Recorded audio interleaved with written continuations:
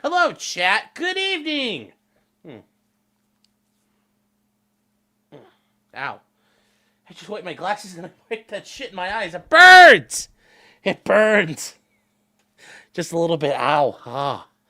Dang, it burns. It burns a little bit. Anyways, good evening, chat. Hello. Welcome. Welcome to the Thursday night show. Finally, I got it right this week. Not on Tuesday night, not on Wednesday night. We're actually on Thursday night. On Thursday. I mean, who would have thought? Who would have thought? But we made it here. We made it here.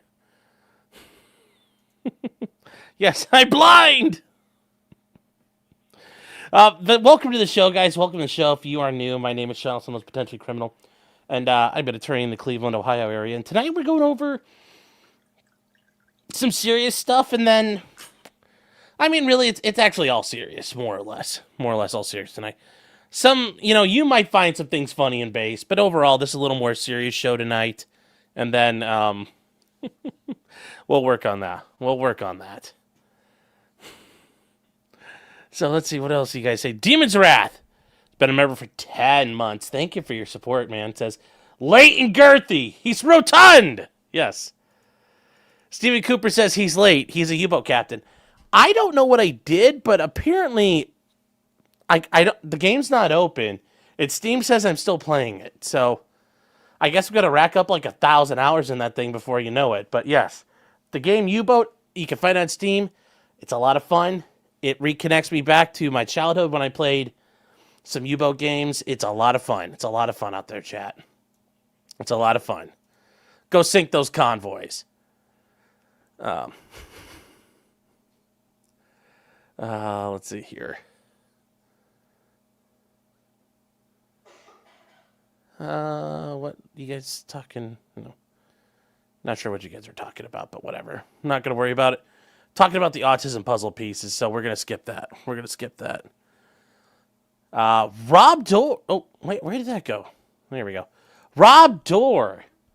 Guys, you remember Rob Dorr? Rob Dorr is an attorney up in Minnesota, working for the Minnesota Gun Owners Caucus. He was on. Rob, I need to get in touch with you, man. You're busy now doing some work. Rob just helped file a brief challenging the Second Circuit's ruling in a case, and that might be filing him. I believe he's filed the amici. I don't believe he's filed the writ of cert, but has some things filed in a Second Circuit case that might go before the Supreme Court regarding the Second Amendment. So good work out there, Rob. Been a member for 36 months. Damn. Thank you for being here that long. I appreciate it. Nico's been a member for 24 months. Says I'm doing my part. Yes, you are. Thank you, Nico. Exit out of Steam via Control Delete and it'll be good. Okay, I'll take a look at that later. Snacks. I mean, who doesn't like snacks, really? I mean, at the end of the day, we all like snacks, no matter who you are. Unless you're like one of those chicks who is dying from bulimia, then I guess you probably don't like snacks. But been a member for 7 months. Thank you for being here. Whiskey77's been a member 17 months. Says J-Rock decided to move on from the trailer parks to glamping. Well, hey, I mean, it's a thing to go with that. Yes. And yes, Nico says not to be confused with Rob Dorr. Yes. Okay. Yes, the amici granting cert with the assault weapons ban being challenged out of Connecticut. So fingers crossed. Uncle Clarence gets his hands on it. That's what we want. Ag says Bob Dole was a cuck. Yes, he was. Bob Dole was a cuck. Torgo the White's been a member for 24 months. That's 2 years for those of you in Rio Linda chat. And he says, I'm a colonize this member chat. It's tax-free, bish. Well, Saturday at noon's approaching. I guess we'll find out. WebG says, we on Kick. Yes, we are.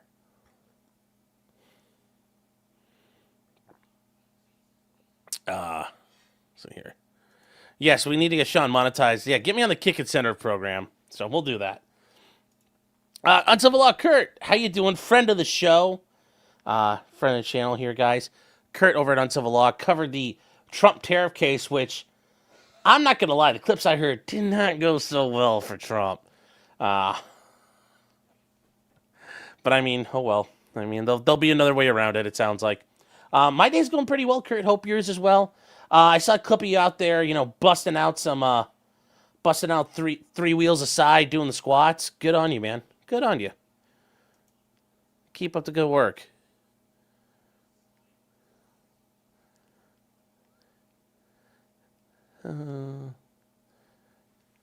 Let me see here. All right.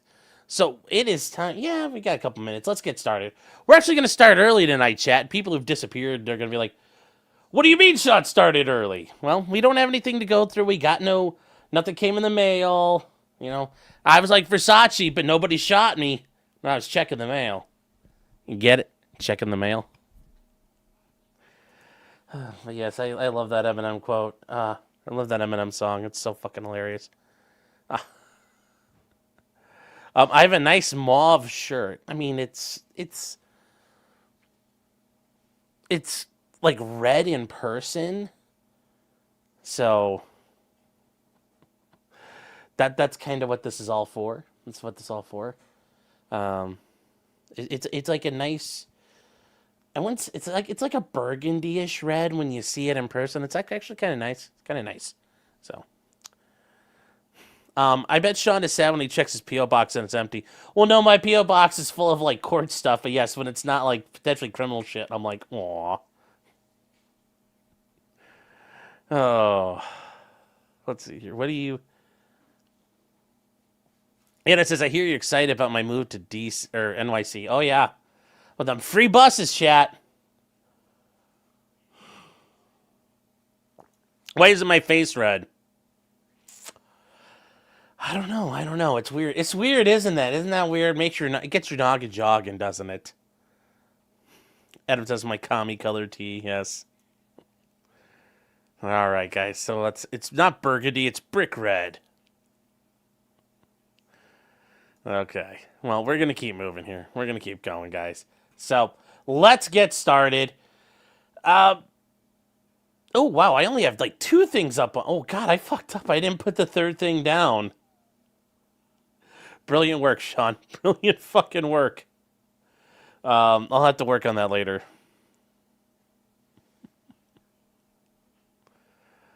All right. So we're going to start off with the first thing here. It's kind of a... it's interesting. It's a very interesting thing here. So apparently out in Michigan... Now, we're going to get to this. There was a big... Well, the FBI is claiming it was a big ISIS terror bust.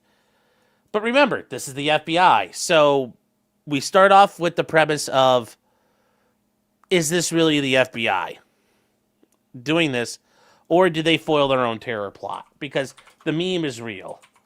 The FBI has foiled their own terror plots. And throughout the war on terror, they were notorious for doing this.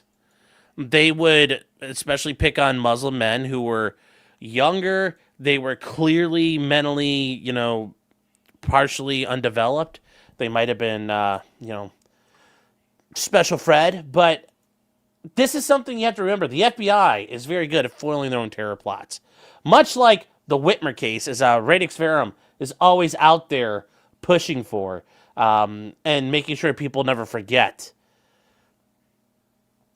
The FBI is good at causing their own terror plots. So, what we find out, well, something happened over Halloween. And it's how the FBI does their PR, yes. Remember us? So, we're going to get into this. There's also PatCon, Patriot Conspiracy, and, every other thing the FBI has done throughout their entire history. So, they can all go to hell.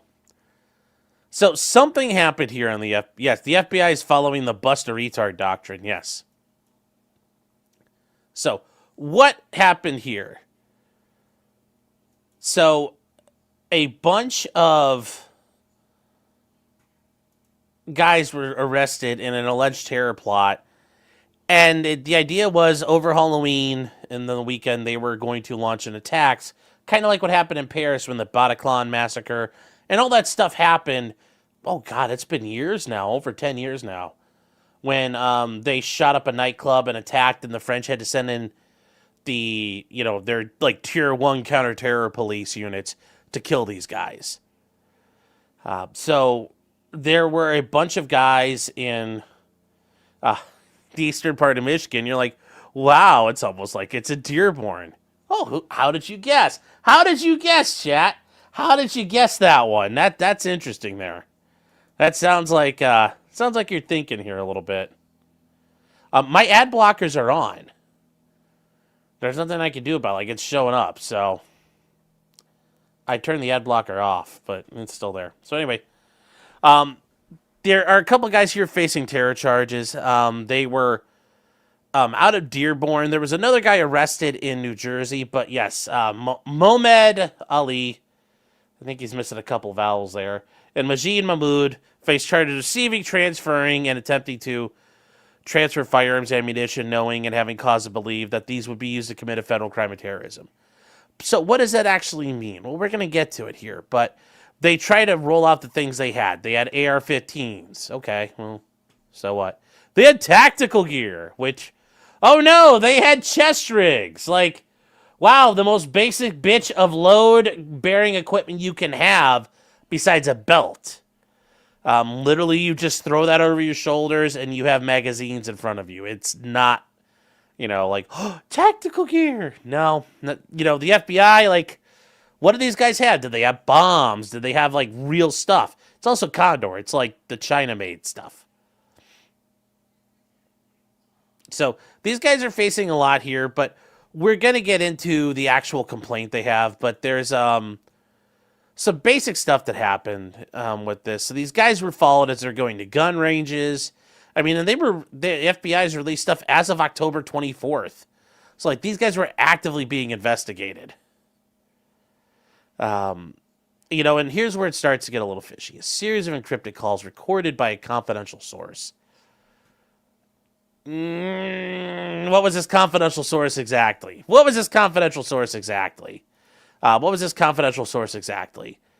Like, I don't know about that. I don't know about this, Chad. I don't know about this. Yeah, I got a little bit of a concern there. Got a little bit of their concern there. So we're gonna get into this. What these guys have done, what they're being accused of doing. This is out of the Eastern District of Michigan. So the idea is that and this is also what makes me a little sus when you start reading about things here. So the timelines for this are kind of what, like, I only got through a couple pages of this, chat. I didn't have time tonight. The timelines for this, all are about the dates of September 1st through October 31st. That's 2 months. So in 2 months, these guys hatch a plan. They're planning an op, and they get ready to go do the op, and they get foiled. Like, something doesn't add up. Something doesn't add up to me here. This is where I'm already kind of like, okay, well, what's going on? Just a little bit here. Just a little bit.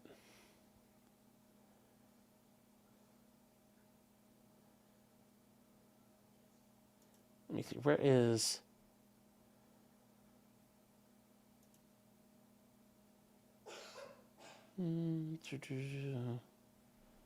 Where's the I was just one of you guys just had a question, and I was like, gonna bring it up, but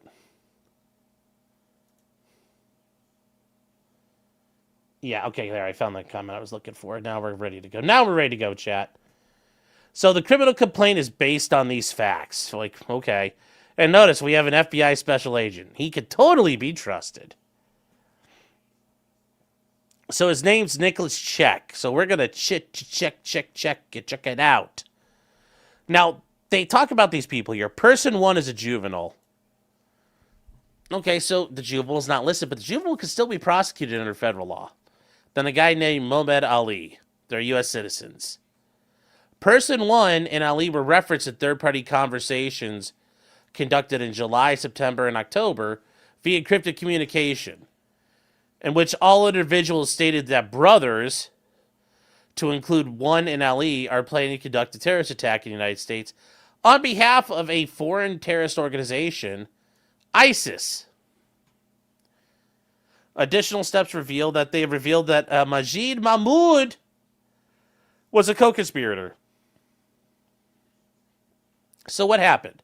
Well, they're saying in August and September, they bought a shotgun and an AR-15, including a forced reset trigger. And this is where, chat, keep in mind where the stuff's popping up. A forced reset trigger. Remember, that is something, it's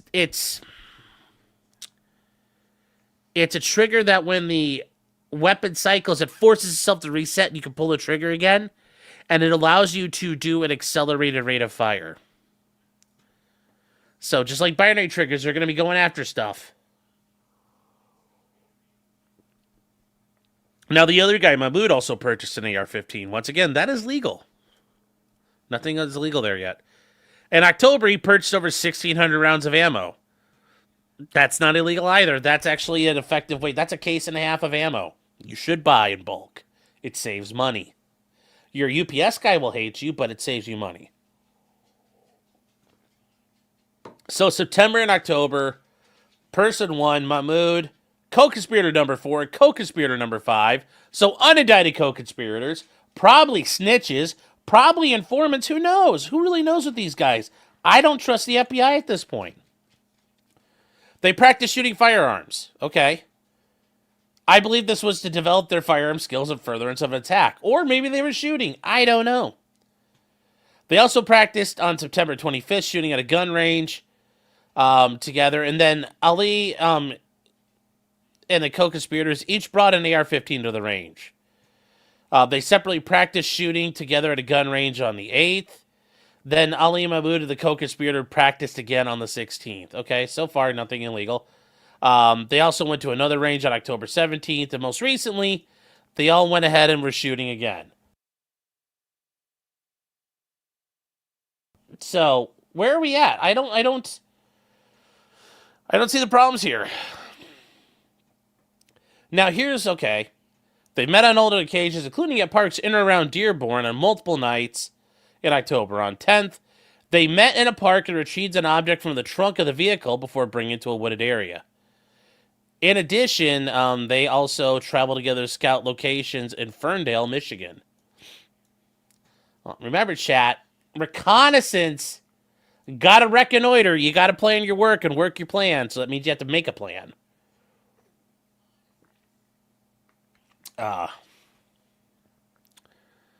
So they regularly communicated with each other and other individuals who separately indicated they have knowledge of the attacks and related information. So other people talked, is what they're alleging. In addition to meeting, they used online encrypted communications. Okay, nothing wrong with that. And social media applications to share extremist and ISIS-related materials. Like what? Like what? What did they share? Further, they discussed when to conduct their attack, which they appeared to set for Halloween. And they sought guidance from the father of a local Islamic extremist ideologue on this question. So on October 31st, they finally did their warrants. So what did they cover? 3 AR-15s. Oh, no. 2 shotguns, 4 handguns, 1,600 rounds of ammo. All right, well, whatever. Compatible with the 3 AR-15s. They had optical sights. Oh, no. They had 2 GoPro cameras. Based. Maybe we could have seen what they did. A flash suppressor. What? Like a flash suppressor? Like a birdcage flash hider? Or like a suppressor, a firearm? Like, I don't think it's clear. Tactical vest. Once again, chat. Oh, no. The chest rigs. Oh, Lord have mercy. They're using the basic bitch-style chest rigs. Hold on one second. Clyde, you come here, buddy? Hold on, chat. I'm going to grab him. Come here, Bubba. Hey. Hey. Come on. Hey. Up here. Come on. Clyde. Hey. Dude, there you go. Ah. You're like fighting me here. And they found other firearm parts and accessories. Oh, no. They also found a storage unit. They found 2 more chest rigs, 2 black tactical backpacks, the biggest and the blackest backpacks, chat, and 24 empty magazines. That's really not that many. Like, that's having 8 magazines per rifle, especially if you're just going to go in there and start, like, shooting up a place. They burn through that really fast. Like, if you're going on, like, if you're trying to do, like, a Pulse-style, like, nightclub shooting, man, you need, like, 15 mags on you if you're going to go do something heavy. That's 8 is not a lot. 8 is not a lot. 8 is not enough, chat. 8 is not enough. What do you think, Clyde? How many magazines should you carry when you're going to conduct a mass shooting? As many as you could carry. That's right. There's going to be no resupply. You're going to have to carry everything in with you. So.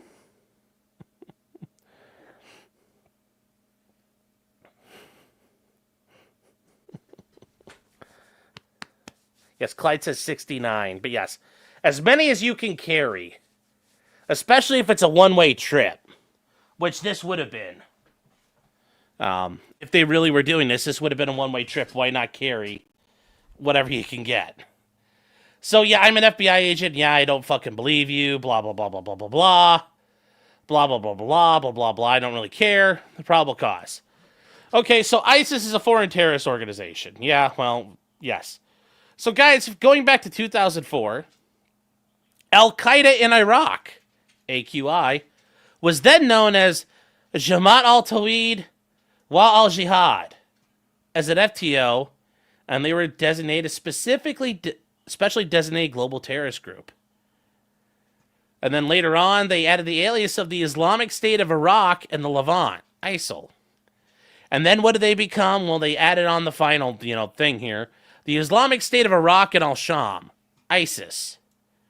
They also had the Islamic State of Iraq and Syria. The Dawla Islamiyya fi al-Iraq wa Sham. And then there's also Daesh, and then Dawla al-Islamiyya, and then Al-Furqan, Establishment for Media Production. It also became Al-Nusra Front, which is funny because then, Al-Nusra Front was started by a guy named, Muhammad al-Jalani, who then joined ISIS, who then led a group called Hayat Tahrir al-Sham, HTS. HTS toppled the Syrian government and got rid of Bashar al-Assad this past year. And now al-Jalani is at the United Nations conducting business. Isn't it funny how that all worked out? So, and then in 2015, the following aliases, the Islamic State, ISIL, and ISIS. There are also other things there, the Iraq News Agency. These are all different propaganda arms of ISIS and other Islamic groups. The Al-Hayat Media Center, and Al-Hayat, which you can get all kinds of cool shit off there. Those are the ones where you watch the videos and they're like, come, Nida, and, they're shooting and shit like that. They say in 2014, Abu Bakr al-Baghdadi, remember him? Yes, he was declared the caliph of the Islamic State. So, anyways, ISIS has gone on. More than 25,000 foreigners traveled to Iraq and Syria, joined ISIS. This included at least 4,500 people from Western countries and more than 250 individuals from the United States who joined or attempted to go there, including a shitload who went back to Britain, and a bunch of them who made their way back to Europe. Now, the caliphate collapsed in 2019, and although ISIS lost most of the territory, it still exists. It's in Syria, it's in Iraq. Boko Haram has pledged loyalty to ISIS. ISIS still runs things in Libya with the slave markets. They're not gone. So they're still there. They talked about, they want to use people for lone wolf attacks using, if you are not able to find an IED or a bullet, then single out the disbelieving American, Frenchman, or any of their allies. Smash his head with a rock, or slaughter him with a knife, or run him over to your car, or throw him down from a high place. or choke him, or poison him. Yes, they're very creative. Whatever you have available, chat, use. What happens when it's like you choke him and he's like, yes! And you're like, what? That's not very halal. But yes, they're doing the meme. Yes, they are very much doing the meme. So now here's where we have to see what actually happened here. So in 2024, they opened an investigation. And a review of co-conspirator one's cell data obtained via search warrant showed that his cell phone was in Dearborn from June 30th, 2025 to July 2nd. I'm assuming he means in 2025. That's a typo. This was confirmed by physical surveillance, which showed that he stayed at Ali's residence during that time. Which, you know, I'm sure that basically tells Ali who the fuck this guy is here. So, and Tim, you're saying so over a year ago, but it doesn't make any sense. I mean, because if they're talking about 2020, 24, I think they mean in 2025 they opened an investigation and showed that back in the summer, because it doesn't make a whole lot of sense otherwise. So they picked him up from a bus station after he arrived in Michigan. It's like, he took a bus? Wow, that is really suffering for Allah when you take a bus.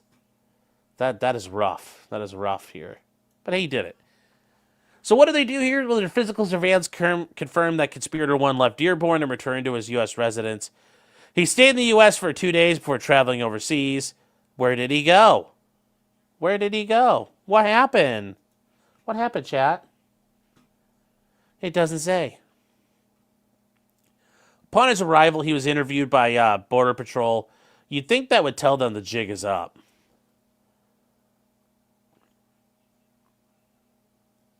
But it's not clear. Anyway, so he comes back, and his phone, because remember, chat, when you come back into the country, a sovereign has the right to investigate goods. They have the ability to search you, and they don't need a warrant at that point. You are now entering a border. Remember, we talked about Westphalian sovereignty, one of the nation-state principles. It has a defined border. Well, a sovereign can protect its borders. So he had Google searches related to ISIS and the Islamic State, and pictures of what appeared to be himself in military-style clothing with weapons. Well, fucking brilliant. Fucking brilliant, chat. Remember, this thing is a tattle machine. This thing is a tattle machine. It will tattle on you. So on July 27th, while the conspirator was overseas, he engaged in a group call via an encrypted communication application with 5 other individuals. Among the participants was an FBI confidential human source, which, once again, I have questions. I have a lot of questions right now, especially the FBI in Michigan. You know, the source recorded the call, both audio and video. I have reviewed this recording, and the contained below is based on my review, as well as my training experience. Okay.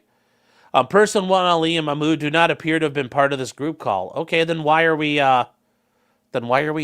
doing this if they're not part of it? Because if they're not part of it, then who fucking cares? During the call, they talk about going overseas to join them and then traveling to get to Syria to join ISIS. At one point, one participant stated he tried to convince Athari and Bukhari to join their travel, but they said they were going to stay back and do the same thing as France. That says, based on this, I know that Athari is one and Bukhari is Ali. I believe the Conspirator 2's reference to doing the same thing is a reference to the 2015 ISIS attacks, which, as somebody here pointed out, 214 dead total in all the places that got attacked in Paris that night. So keep that in mind, chat. Like, it's serious business. Serious business.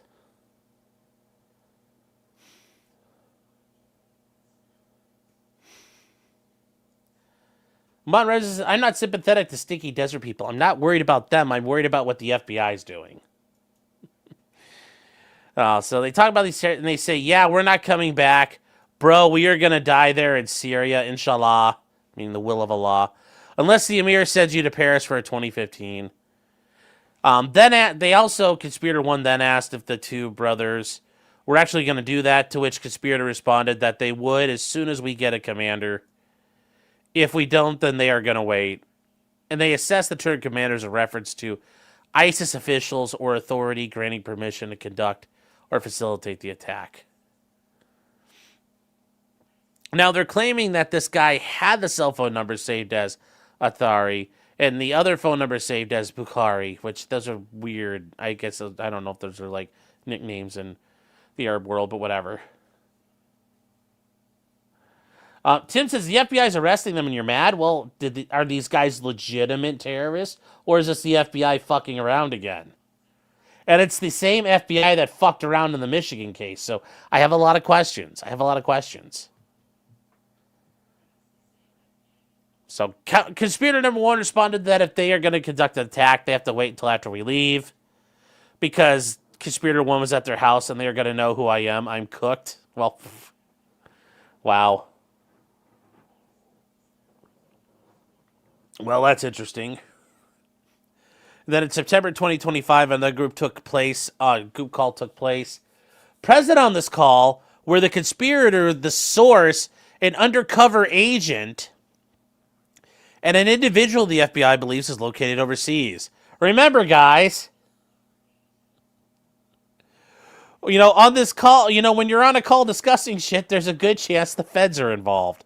They had a source and a Fed agent. Great. The call, the majority of which is in English. Person 1 and Mahmoud do not appear to have been part of this call again. Okay, well, it's getting a little interesting here. During this call, they asked if another member of the group was to travel with them to Turkey. They're going to go find Hassan, maybe. And then the co-conspirator added, it's just getting a bit risky for them because I don't want to say anything on this call. But there's going to be brothers doing something else while we go, like a nice surprise. That's all I'm going to say. So once it happens, the moment that happens, and if I'm still here, then they are going to... why would you talk about it like this? Why would you talk about it this way? Look, I don't want to say anything, but I'm not saying, I'm just saying. Wow. So based on review of the recording, I believe the brothers doing something else is referring to 1 and Ali. But how do you know?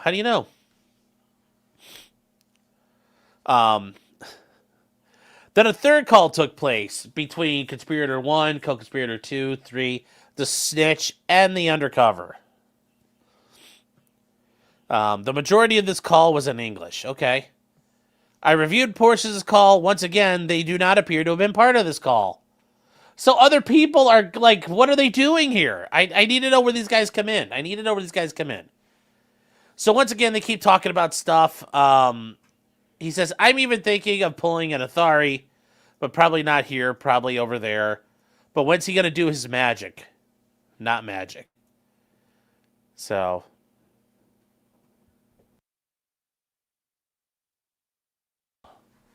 So they start talking about, we're in a great time. Hey, he's doing his thingy. They're going to do their own thingy, right? They're doing their own thingy. We're going to give them the tazkiyah. And they're giving it some things here. The tazkiyah could refer to an endorsement by a member of ISIS. So they're clout chasing, chat. They're clout chasing. They need a shout out. So once again, they're aware of these guys allegedly conducting an attack. But you still don't have any confirmation they're doing it. Okay, so let's keep going. In addition to all this, they said pulling an Athari, they have knowledge is planning to conduct an attack using firearms. So they have other statements saying he will do this. He will do his, and they're doing their own thingy. And they talk about all the firearms that got purchased. All right. Well, they talk about buying the firearms. There's nobody, once again, it's about other people saying what these guys did. I don't see where the thing is yet. What have these guys done?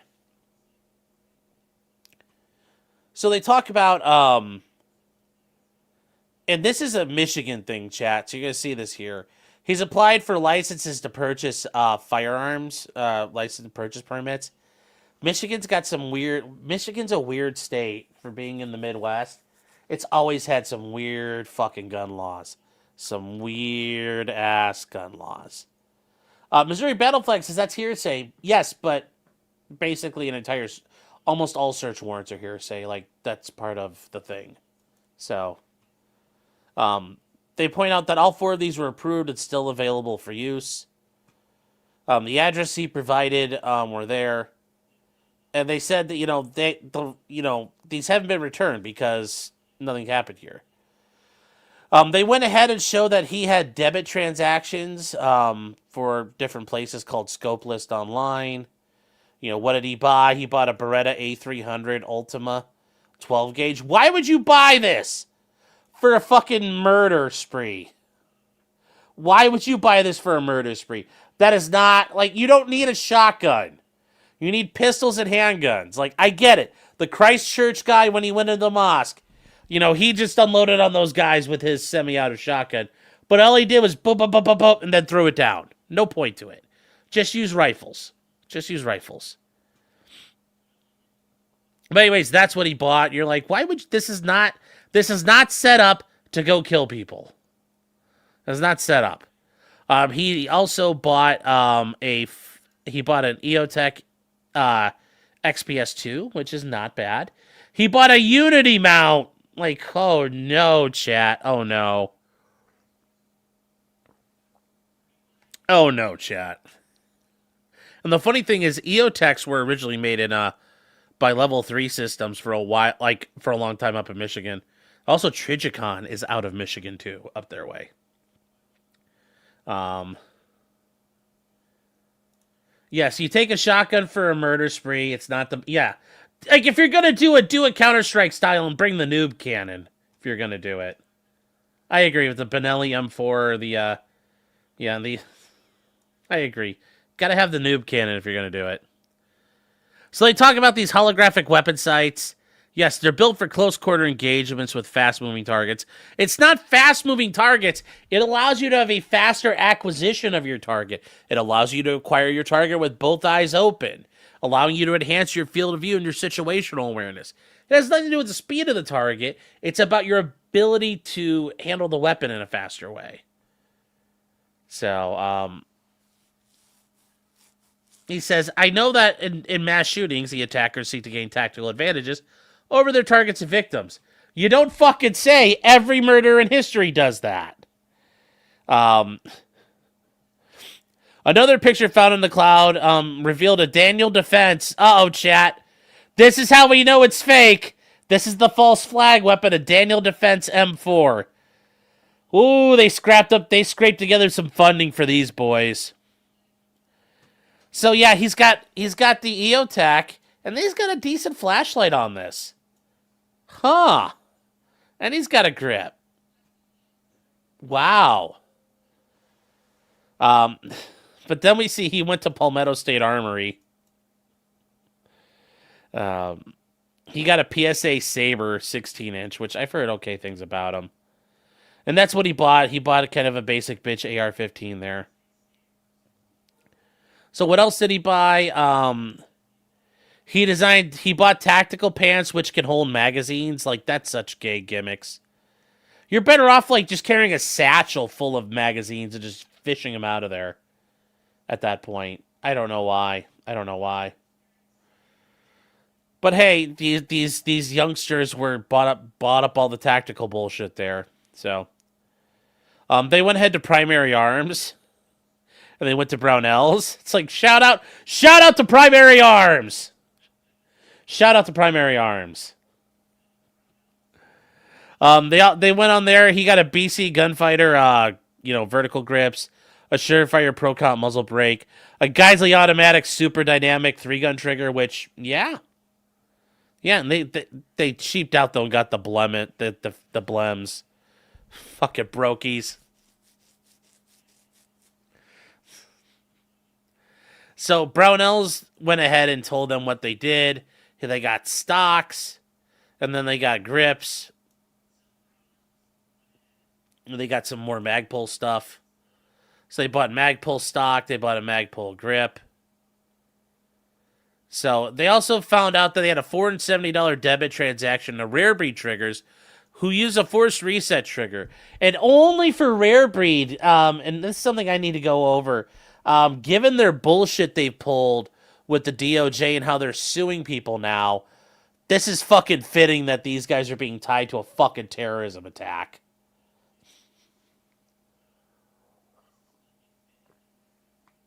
Also, at that point, and this is what you say, Michigan state records. Michigan had a they have a pistol registry that they've had forever. For a long time, they wasn't really a big deal if you didn't do it, but like you were encouraged to do it. A 6-hour P365. Well, at least it's not a P320. So, they also found that the other guy, Mahmoud, purchased a similar, AR-15 with rails on it. Nothing special. He bought 2 boxes of PMC 5.56 NATO 55 grain full metal jacket boat tail ammunition. Just the basic bitch shit right there. With 840 rounds in each box. So he bought 2 cases of ammunition, which is, once again, not a big deal. Tracking data shows it was October 9th. So yeah, it comes in an ammo can, which comes in USGI issue bandoliers for loading and unloading. Already on stripper clips with the spoons. And it says based on, and the funny thing is that green thing that the ammo comes in, you could put magazines into later. So they go ahead and buy some more stuff. He got the, the rounds are compatible with the Daniel Defense and all this stuff. Okay, yeah. And I love how he says, like, open source research indicates that M-Lock is on his modular locking system. Fucking what a tool. What a tool. And this is where chat, remember I told you before, like, if you have weapons, anything you say or do can be used against you. Now they're talking about the flashlights. I know that using a flashlight while shooting at night or in low light conditions can increase overall situational awareness. Yes. Yes. And enhanced target identification. Yes. I know that keeping both hands on a firearm improves accuracy. Mounting the light to the rail removes the need for the shooter to hold a flashlight and firearm in separate hands, but still requires moving a hand from the weapon to turn the lighting on and off. No, it doesn't.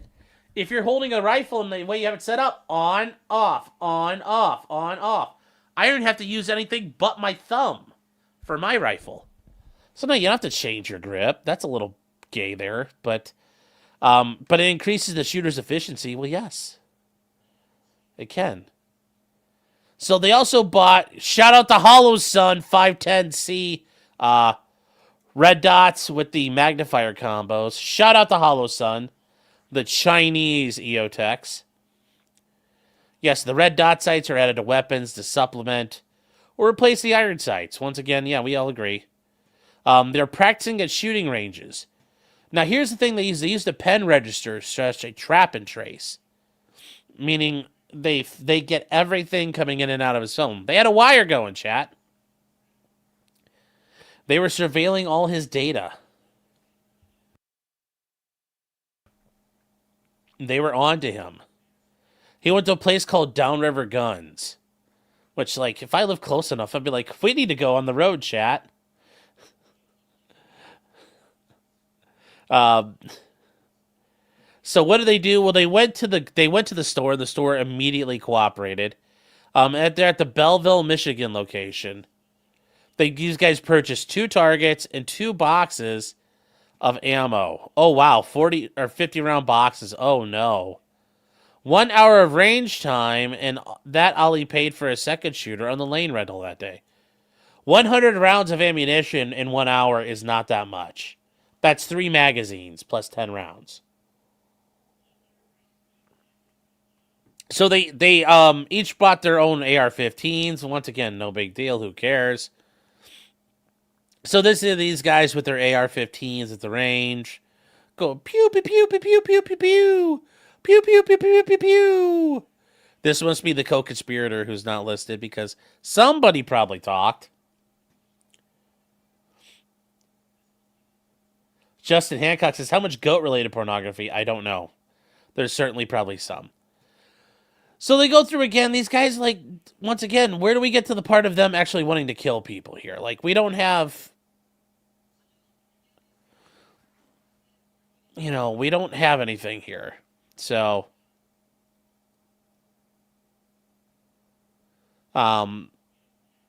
there's nothing here yet. So let's get to this. On October 17th, the surveillance observed person 1 and 3 other individuals unrelated to this affidavit. Okay. Go to a range. And so they played with a Glock, an AR-15, a semi-auto shotgun. And they bought a bunch of 9mm, a bunch of 5.56. They bought 2 boxes of Winchester rifled slugs. And 1 hour range time. That's still not a lot for 3 or 4 guys to shoot up once.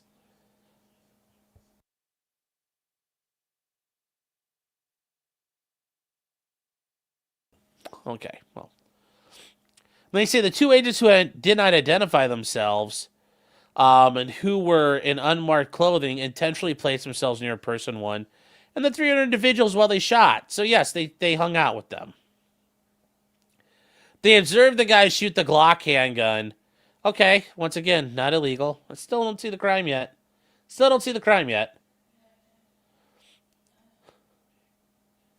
Joseph Biden Jr. says, please apologize for your miscategorization.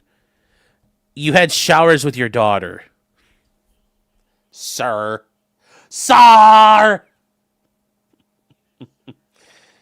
Oh, there we go. So they go again. They talk about going to downriver guns again. Once again, there's just still more shooting. Okay. What's the thing here? This doesn't... Okay. Now, this is where I guess I want to see where things get to. We're 39 pages in. We're finally finding out. So, they got search warrants for the call records associated with all their phone numbers. That's not good. When they get to that point, they can get those. You're fucked. So, the analysis shows that person's 1 phone traveled to the area of Ali's residence and remained there. Well, they're brothers. Shouldn't they remain there? Then they moved to the Hemlock Park area in Dearborn. They were there from 9:50 to 11:20. Before that, and then before traveling down to Ferndale for a little, 20 minutes. And then they all arrived back in the vicinity of Ali's house. And records show that person's 1 phone arrived back at his residence at 12:37. And they say the advance records reveal that Mahmoud was also in the vicinity of Ferndale, Michigan. Guys, remember, this thing fucking tracks everything you do. Tracks everything. So, he's saying, based on this, these guys were either located or co-located in the same vicinity. These records reveal the phone was in the vicinity of the residence until 10:15 the next night. They go back out, and they're trying to go on here. So they say, based on the review of a poll camera that was placed outside person 1's residence. So that's how involved the FBI was. They set up cameras on this dude's house. They say these are outside of his normal pattern of travel, so they try to break it down like that. So what do they believe? That he picked these guys up, drove to Ferndale, and then returned them? So what did they do? Well, they traveled on these places where bars and restaurants, including nightclubs, were identified. And all these clubs are located on Woodward Avenue near East 9 Mile. Many of the clubs and bars in this area intentionally attract members of the LGBTQ plus community.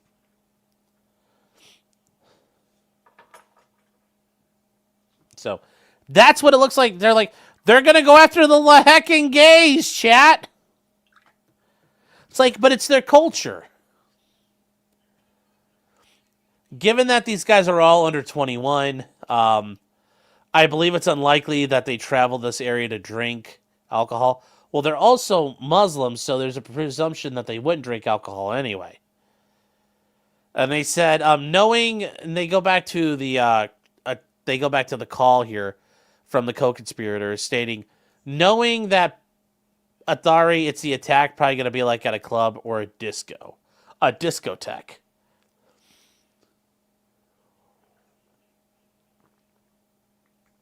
So what do? They went ahead to scout locations, which sounds like you may have done.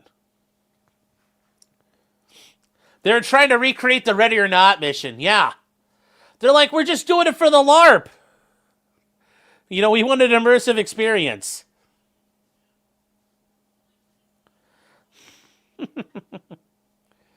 Oh. Oh, somebody's saying it's Detroit, San Francisco. Yes, I've heard that as well. I've heard that David Helm, MLS, is running for the mayor of Ferndale, Michigan. He told me, he's like, Sean, when I see Ferndale, I think of myself, and everything about myself identifies with Ferndale. So, good luck, David. Good luck on running for office. Yes, remember, Inshallah, no Arabic. So, what happened here? Well, there was, on October 10th, these guys had physical surveillance on them. They guys drove to a Chase Bank, and then they returned to the park. They arrived at the park, and they observed 3 individuals at the park. They observed at one point they took something out of a trunk, and then they all headed back to a wooded area with the stuff.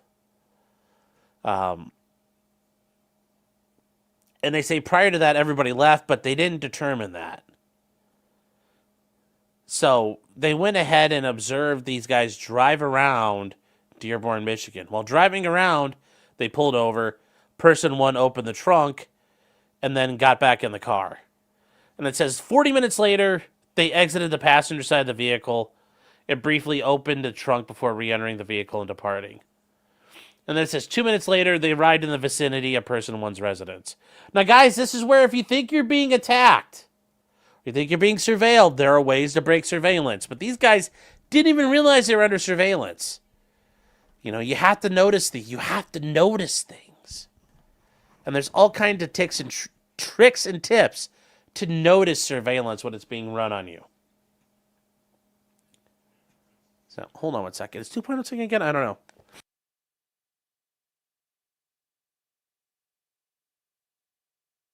No, she's not. She's not. So what did they do? Well, they kept on driving around.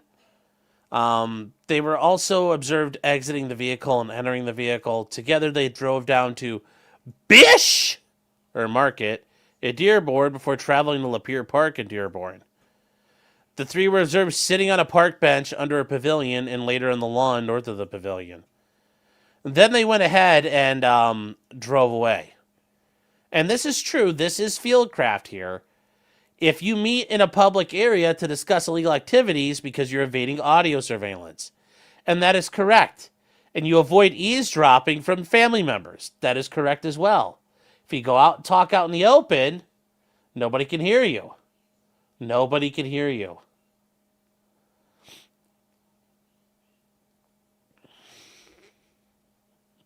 Yes, they're going to the Bish Market. But anyways, that's how you can do that. It's very much, they can't surveil every public area without blowing their cover.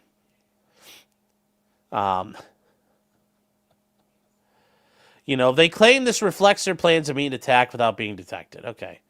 These guys also use WhatsApp, the online encrypted communication application.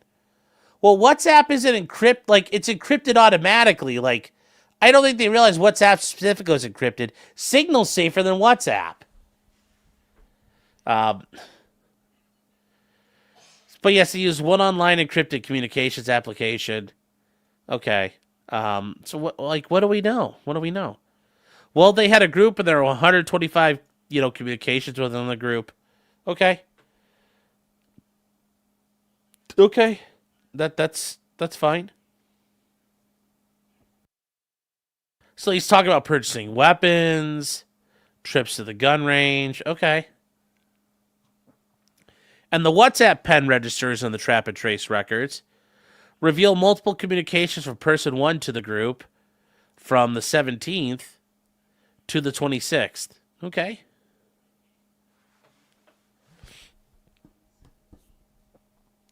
Now they go back through here and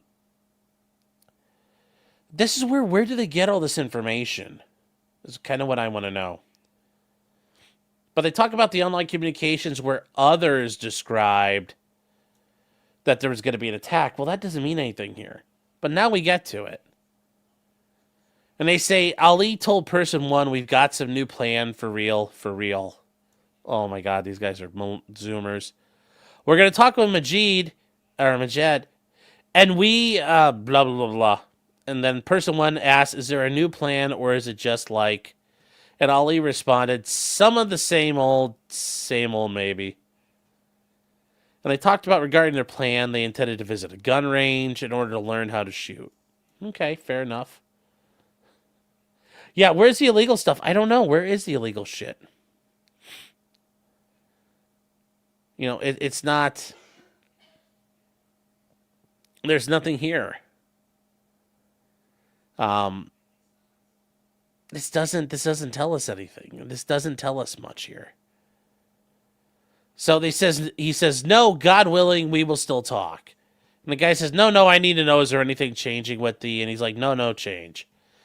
He says, we're going to do it. We're going to do it the big 2035. And probably means 2025.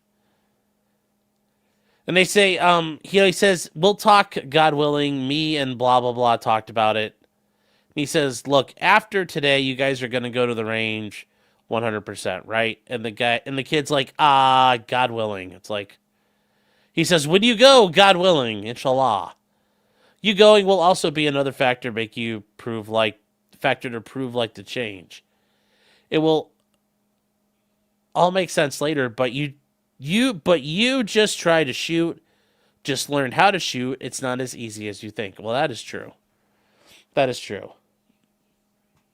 Robin Hood says, can I get a clearance for a case in Eastern Virginia? Yes. Yes, I can, as long as it's out there. I don't have special attorney access, but yeah, send me a link. We can take a look at it. So once again, nothing illegal here has happened. People have said they're going to do stuff. Now, there's a conversation here where Ali told person one he had a dream. Okay, well... This doesn't really... Yeah. This doesn't make sense here. But okay, let's keep going. The person one tells Ali, imagine if you extend by a law, it will only make things worse. And that Ali said he would like to hold a shura council. Like, are you shura? A shura is an often advisory or consultative council. They could be referring to meeting with person one or other ISIS people. And that's true. That's true. They're referring to an attack they could carry out on Halloween where they reference pumpkins. Well, I don't know. We haven't gotten to Halloween yet, so when are they going to talk about pumpkins? This is, once again, they're recycling the stuff from earlier. You mean Brothers Online. And this is where it's like there's no indication they've, done anything. So it just doesn't work. I don't understand it. I don't understand it. But here's where it starts getting a little weird. And they claim that person one and Ali spoke, and person one told Ali that he was fearful, and Ali said, the way I see it, this is the closest I am to deciding, like, I am going to go to paradise, God willing. If I die any other way than knowing you, 10 times more scared that you are going to hell, do you understand? Who is it that's going to hell?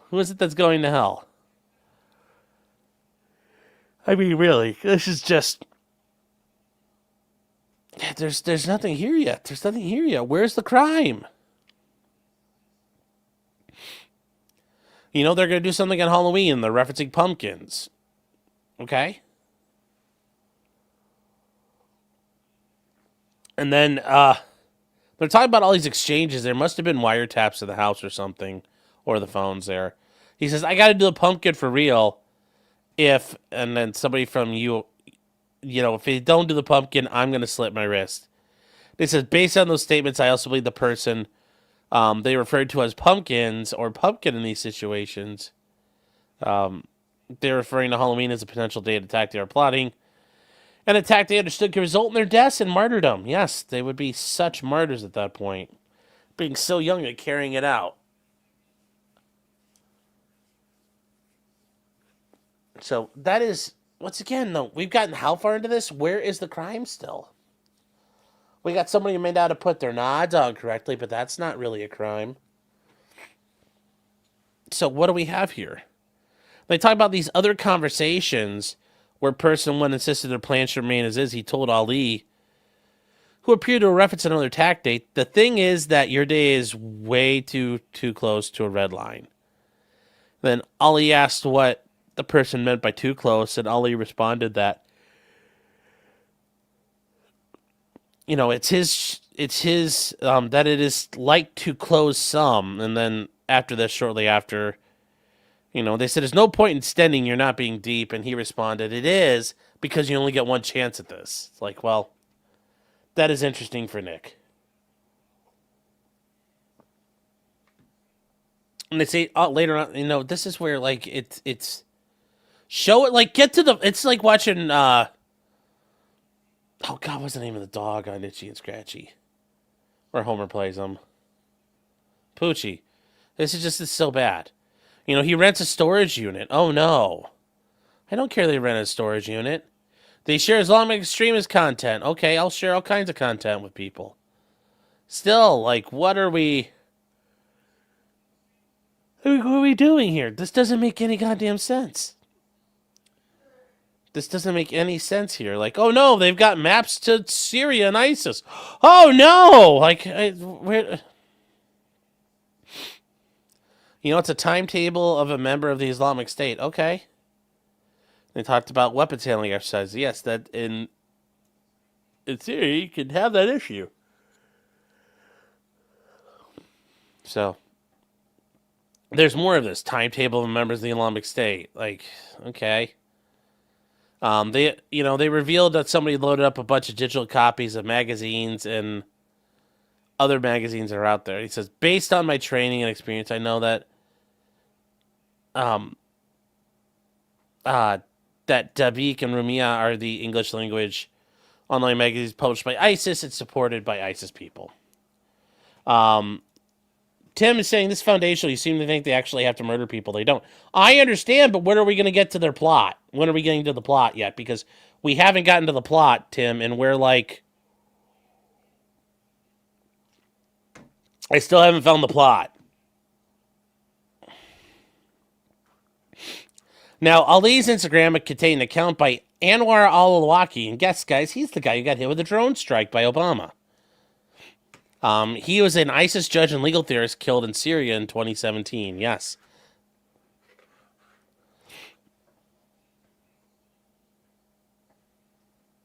Actually, I just want to wait. What year did al-Awlaki get killed? Anwar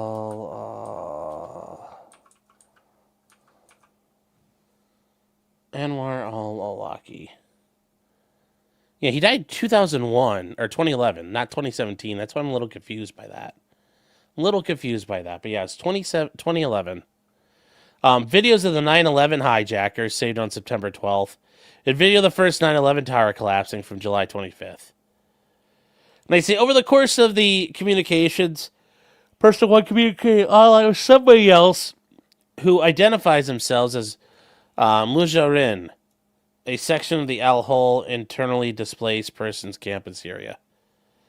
They say, based on my training and known to me, I know the term Mujarin refers to an individual who immigrated to ISIL territory for the purpose of joining and supporting ISIS. He says, based on this, I believe the person one knew he was communicating with a member of ISIS in these communities.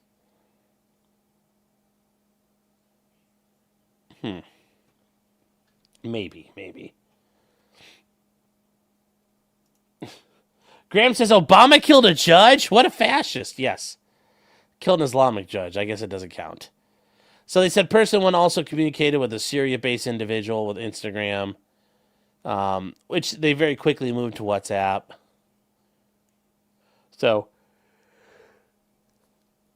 there are things out there. And they say during these communications, he voluntarily created another social media account to promote and fundraise. I wonder how much they were told that, you know, like I just don't know here.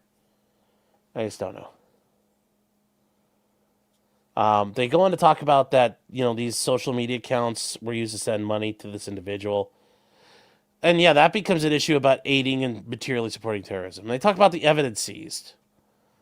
So on October 29th, they got search warrants. So what did they get? The rifles, they got the EOTechs, they got all the stuff, the PSA, sabers. They got the O-lights, chat. O-light making a comeback. Remember, their lights don't explode, allegedly.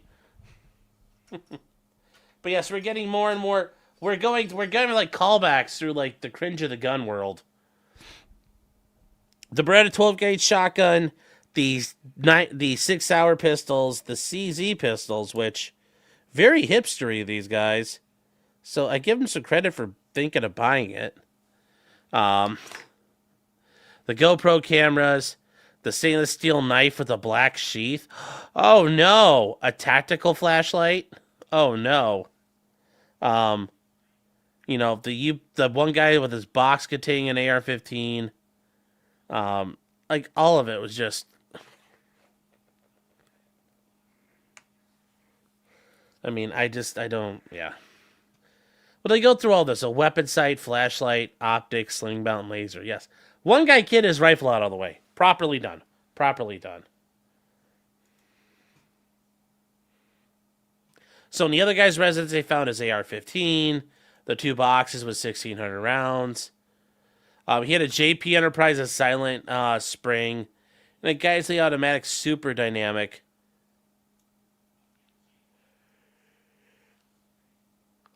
And then they say, also he had the tactical chest rig. Chat! The tactical chest rig. Elsewhere in the house, they found a handgun. Oh no. They found the storage unit, like, once again, the storage unit here, and this is, a bunch of magazines, which all new in Rapper PMags, chat, which is nice. But yeah, this is just, like, we don't have them on the phone. Like, who are they saying all this shit to up here earlier? Who is this that they're talking to? This isn't clear. This isn't clear who they're talking to.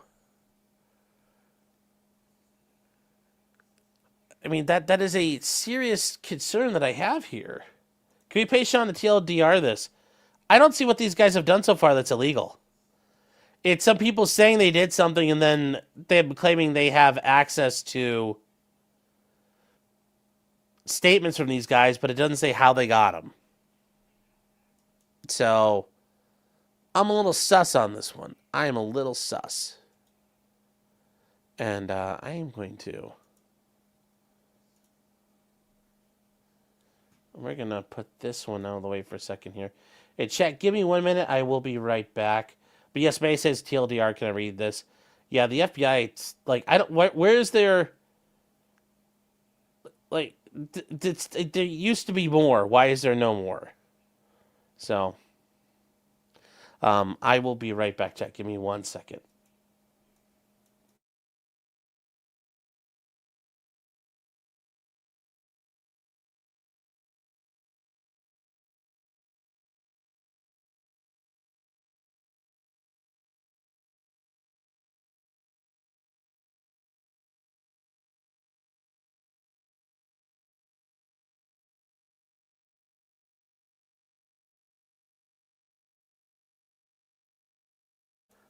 All right, guys, we're back.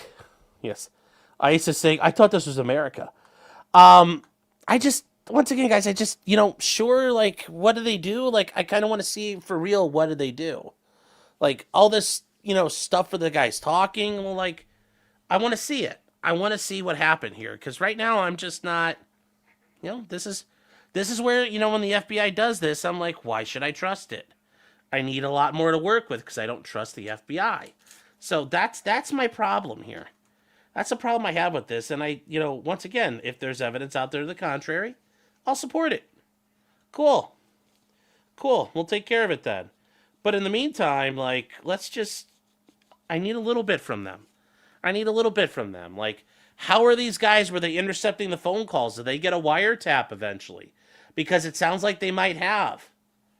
Because somehow they were able to eavesdrop in these conversations. In what way? Notice they didn't include the confidential source when the guy's talking. So who did it? How did they get it? It's not clear. It's not clear yet. So, yeah, that's it for there. But yeah, it's a big old Halloween style terror attack. Looks like it has been foiled. Voice of Jeebus, is that a Chicom rig? No, but it's something that's been kind of like a knockoff that's been copied by everybody, and it's one where you could put like your magazines inside the top of it, and then you could have shit attached with Molly. So yeah, I mean the Chinese kind of came up with the really advanced the chest rig with their original patterns, but no, it's not specifically based on them. So that is kind of just there. Zero Fuck says the call is coming from inside the house. Run! Pretty much. Pretty fucking much. It's like so weird. And yes, I'm sure this is what happened. If you turn informant, we'll stamp your green card. Or something. Wouldn't surprise me at all. Wouldn't surprise me at all. Linda Richards says, for $2, just checking in. Hope all is well.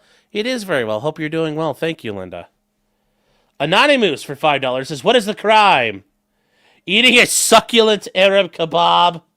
You know, eating a doner kebab.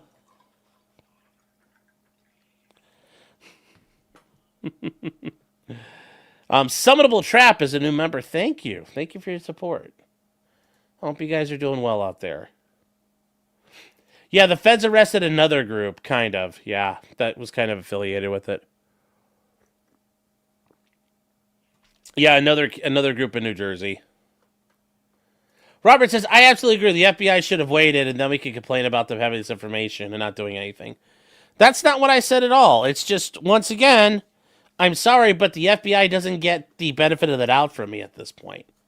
That is the problem here. The FBI has not earned my trust. And I think you would agree, like, well, could you really trust them that this is all 100% on the up and up when they've repeatedly demonstrated their ability not to be on the up and up? So I don't think it's wrong to just say, I don't trust them. I'd like to see some more proof before I start supporting them. So like I said, these are the same people who, sent death threats to MLK. They've sabotaged things throughout their entire history. They've been involved in a lot of stuff. So, yeah, I'm sorry that I don't believe the FBI 110%. They've kind of earned they've earned the scorn and ridicule that they have at this point. So I don't trust it. I don't trust it. All right, guys, so moving on from there, this one is going to be a lot quicker here. But if you guys remember Boeing, and Boeing with the 737 MAX. And the 737 MAX is a variation of their 737 airliner. And there were two fatal crashes in 2018 and 19 with the with the maneuvering characteristic software called the MCAS. Led to these planes were grounded for 2 years. If you guys don't remember what a 737 MAX looks like, it's actually, hold on here. Let me see here. This is actually a good picture, kind of explains it here. These are examples of the 737 MAX family. And right, hide that. So, the 737 started out as a very little itty bitty airplane, wasn't very huge. But as you can see, they've added on and they add on and they add on and they add on. And this is the Max -8-9. This is the big version, the big S version. So they need more and more, you need more and more computer assistance to help fly it. And from here, this led to the two crashes. And as Keopathic here is saying, "Sar, the flight control computer isn't made to keep the plane up, Sar! I'm Indian and I get paid $5 an hour to make the airplane, Sar!" Yes, but it was an issue with the auto settings would mess with the trim, and pilots in the West may have understood we'll disconnect the autopilot or how to troubleshoot the problem. Eastern pilots and pilots trained in lesser countries didn't have a lot of good reactions to it. So Boeing killed a lot of people. And in the United States District Court for the Northern District of Texas, there was a case filed, a criminal case. You're like, okay, based. Well, it starts out sounding that way, but we're not. No. Sadly, that's not what we get to here. But these were ultimately there was a motion to dismiss the information. The response and objection was filed by counsel for the families of the crash victims who objected. They say some people wanted a special prosecutor. There's a bunch of different things that are being held here, and they say, having considered the foregoing, the government's motion to dismiss is granted. Now notice this. The government's motion to dismiss, and people objected. But the government dismisses. So why did they dismiss against Boeing? Why did they dismiss? Well, there were, the two Boeing 737 crashes, Lion Air 610, and the Ethiopian Airline Flight 302, resulting in 346 deaths.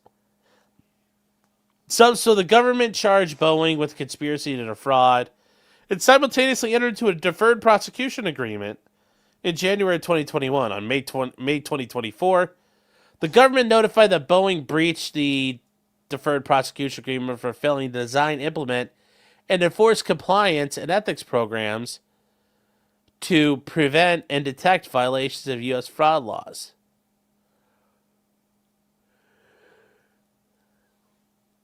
So, as a result, they submitted in July, there was a plea agreement that required Boeing to plead guilty and serve a term of probation. So the company's going to serve probation, chat. You're like, what? Huh? So what happened? Well, there's a seek to dismiss the criminal information. There's a non-prosecution agreement. And they say, and the court says some of the victims oppose it, some support it. So, that's how they want to do it. They also said the court held a hearing on the motions in September and heard from everybody who wished to speak, including the victims' family members. The government's motion to dismiss is now ripe for the court's review. And yes, the rules of criminal procedure, remember, it's still a criminal case, provide the government may dismiss an indictment by leave of court. Now, ultimately, that's just saying you can't do it till you get court's permission to do it. So, they say the leave of court requirement authorizes the judiciary to evaluate or deny the motion. They point out that they should only deny leave when dismissal is clearly contrary to a manifest public interest. And the court may not substitute its judgment for the prosecutor's decisions or second guess them. And they say unless the court finds a prosecutor is clearly motivated by considerations other than his assessment of the accused, it must grant the motion to dismiss. It's very, very simple. It's a very simple standard here. They point out that why is that working? Pull my escape key off. There are cases though you can't deny, you cannot properly deny a motion to dismiss unless the actions are tainted with impropriety. And they say the court must be given the presumption that prosecutors are in good faith. And we talked about a little of this before here, but yeah. Now, they point out the government has satisfied its obligations under Rule 48. And the movements say, no, this is against the manifest public interest. And they point out that the non-prosecution agreement's effort to shortcut judicial review. Boeing's obligations are unenforceable under the non-prosecute agreement because the statute of limitations is run. And it says that even if the government wanted to file charges, the non-prosecution agreement exempts Boeing. And then 4, the monetary provisions of the NPA do not secure the maximum possible fine. It'd be another, you know, it's just like, what are you going to do with this? I don't understand. I don't understand where this is.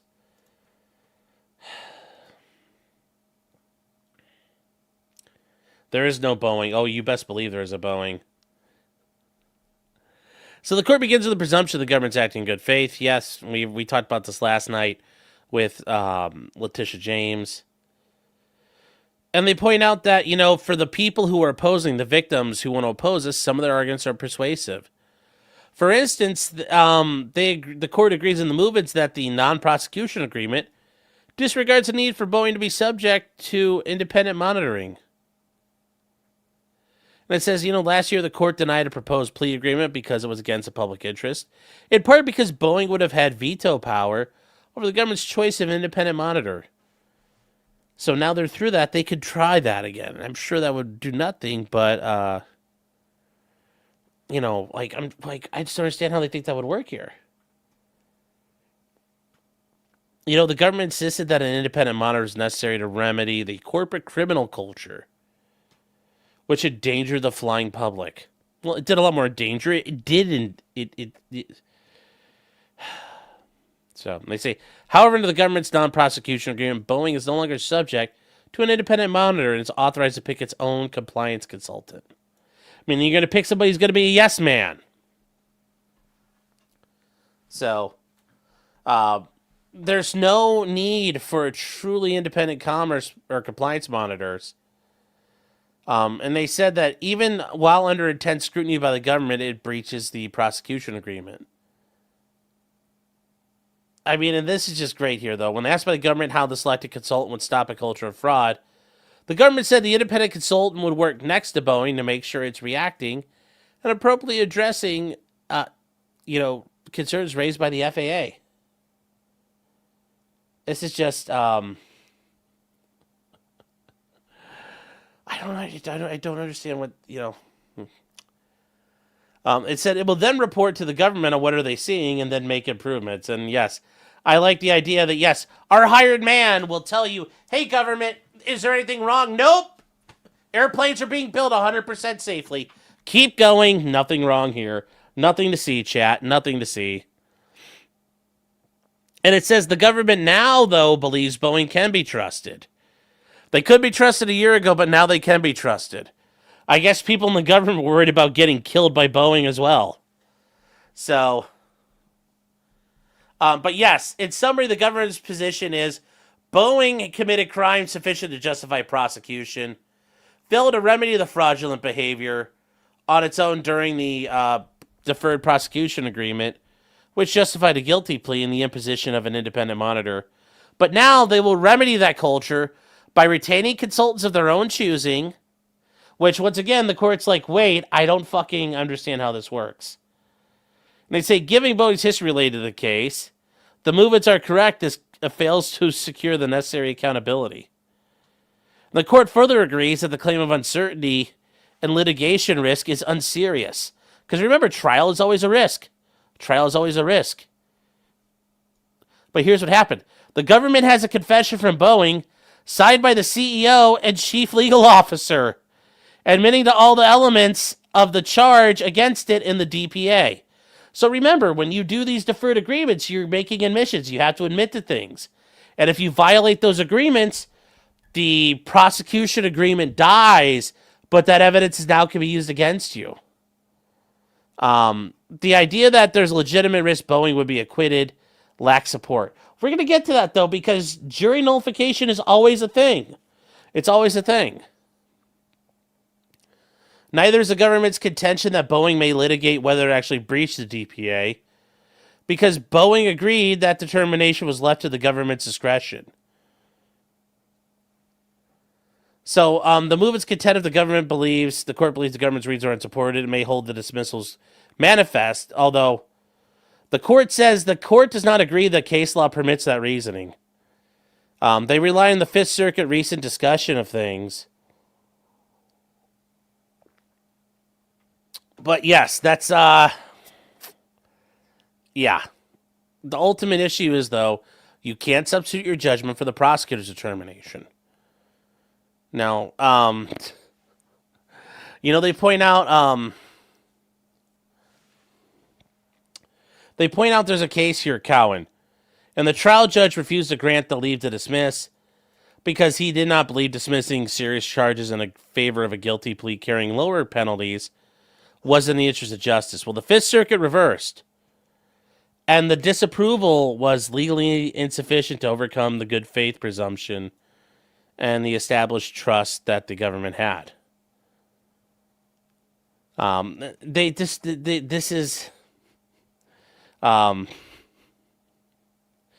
they also point out that the government complied with the Victims' Rights Acts. The government conferred with their families after the plea was denied in December.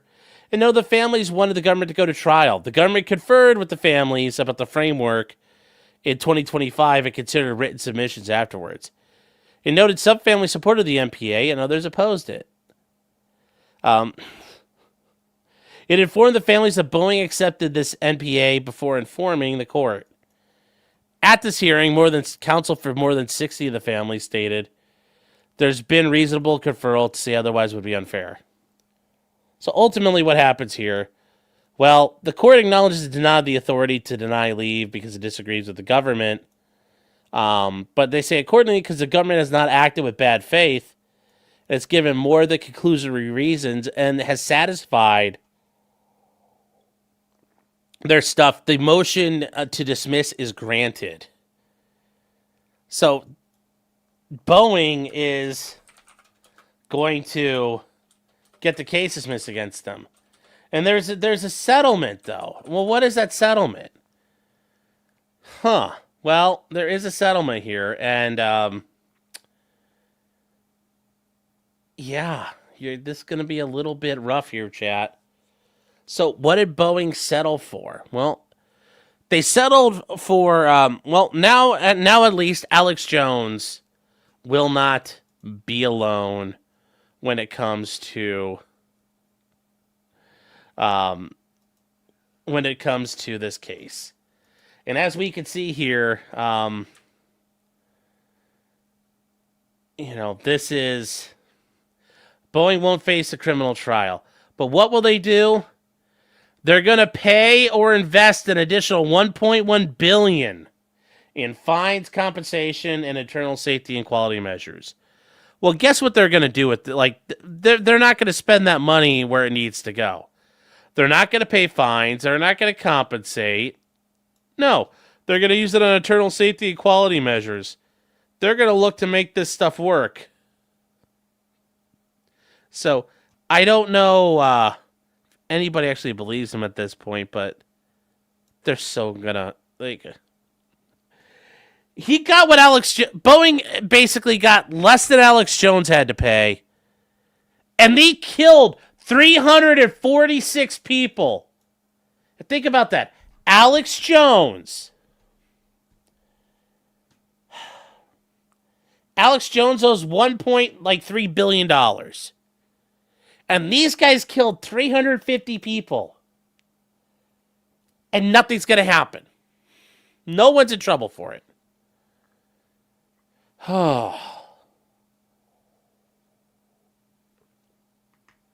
Just absolutely fucking garbage. Yes, it's about sending a message.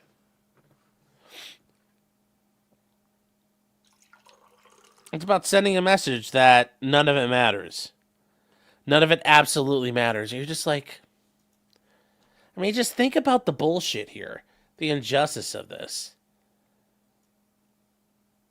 What do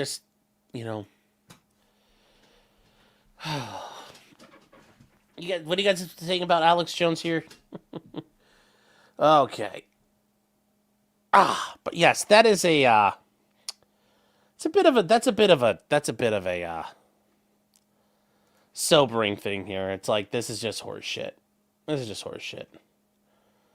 Yeah, so they're paying a symbolic sum to do what they neglected to do the entire time. Yes.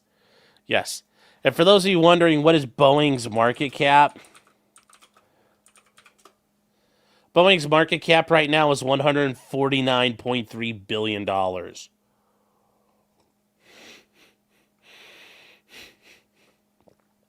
And also, Chad, if you're wondering how bad it hurt Boeing today, well, it didn't really hurt the stock that much. Didn't hurt the stock that much. And Nico's right. Hire more women. Just make them gay and black. But yes, this is,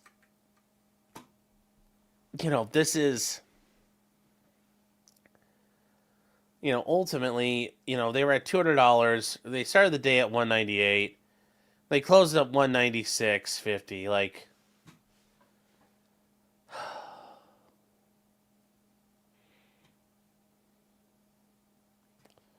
suffer, plebes. Suffer. We're going to have to suffer, chat. We're going to have to suffer.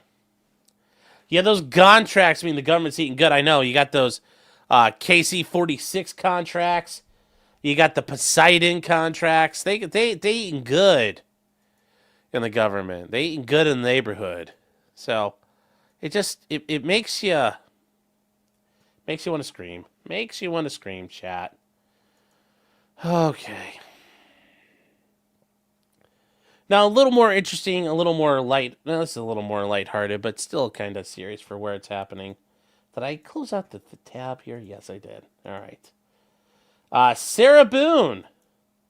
Guys, remember America's sweetheart, Sarah Boone herself. Well, she has appellate counsel. She's facing life in prison. And she is now trying to appeal her conviction, and part of it is going to be really long, and that takes a lot of time. So what happened here? Well, she had counsel, a guy named Rodrigo Caruso. And what's he doing? Well, he actually he accepted a position with the Attorney General's office. And that was effective on September 12th. And he said he was appointed to this case on September 5th. And he says currently he's winding down his criminal practice and has resigned from the court-appointed registry effective August 7th, 2025. That says because this case can't be resolved before the 12th, he must withdraw, which is correct. He has not previously filed a notice of appearance. They didn't even get to getting to that him yet. So this was signed by her attorney, who wasn't even her attorney for a minute. Ultimately, the court's like, yeah, hey, we can't stop you from taking a job. It's a good reason to withdraw. So you get to withdraw. Good luck. There was a new order, though, on the 4th, that it was appointing new counsel. So ultimately, they appoint a new guy, this guy named David Maldonado. Guy who's, I assume he's young, because having JD on there like that is to represent her for these purposes. So we'll see what happens with this guy from there. In the meantime, though, this came in last Thursday. So last week, this came in. We have a letter from Sarah. We have correspondence from her, chat. And if you didn't know where she was staying, you could also find her on the... I don't know how many lesbian farms there are in Florida, but there's probably a couple. She is at the Lowell Correctional Annex.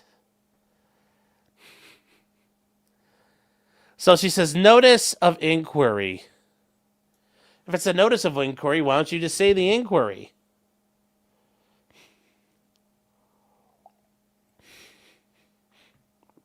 So Sarah Boone files a notice of inquiry, and she says here what's going on. Well, she says, my first court-appointed appellate attorney, Alan Holland, from December 2024 to February 2025, was granted his motion to withdraw. Josh Adams was appointed to represent, me, and submit the initial brief in and after for my criminal appeal. Yes. During the time frame of 7 months, from February to September, and representation of Sarah Boone, which included filing 2 extensions to continue doing so, he made the decision to withdraw without submitting her initial brief, citing he's no longer practicing appellate work or accepting court-appointed appellate cases, which, does happen. So from there, Josh Adams corresponded with the appellant in one public access tablet message on February 27th, briefly introducing himself with no follow-up or continued contact to the present day. At today's filing, appellant has no understanding of when her present appellate attorney is, of whom her current attorney is. I think you can end it with a preposition if you're using that kind of language. So, she doesn't know the status of her appeal nor the preparation of her initial brief as a result of no communication, or inclusion of any party. Although you're not entitled to anything other than what's going on. That's where you get to decide here.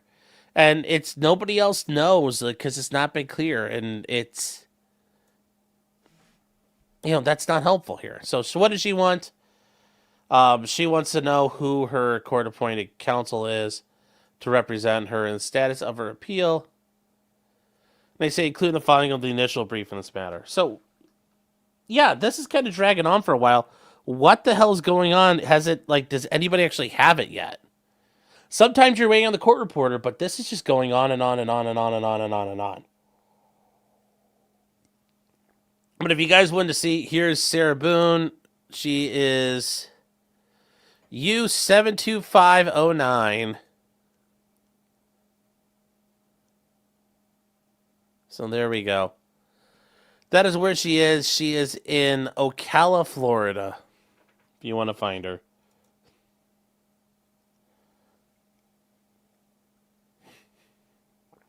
Kat says, I think she writes better than some attorneys. I think so too. But she doesn't have her thesaurus with her, so she's not a walking word bank like she used to be. Oh, God. But yeah, it's just something to keep in mind. There's let me see here. So we've got, get rid of that one there. Bam. That one's done. You should give her my P.O. box address. Yeah, send her pics of you in a suitcase. Like I said, it'd be a big fucking suitcase, guys. It'd have to be a big fucking suitcase.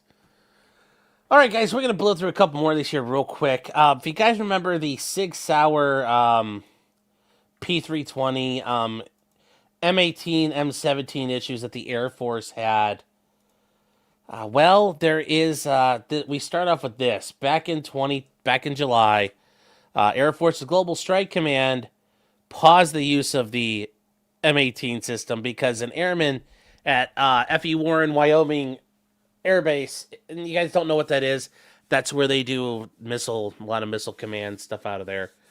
One of the security forces airmen was killed. And the idea was he took the gun and set it on the desk, and the gun went off. Well, a little different now, a little different. Some things have changed.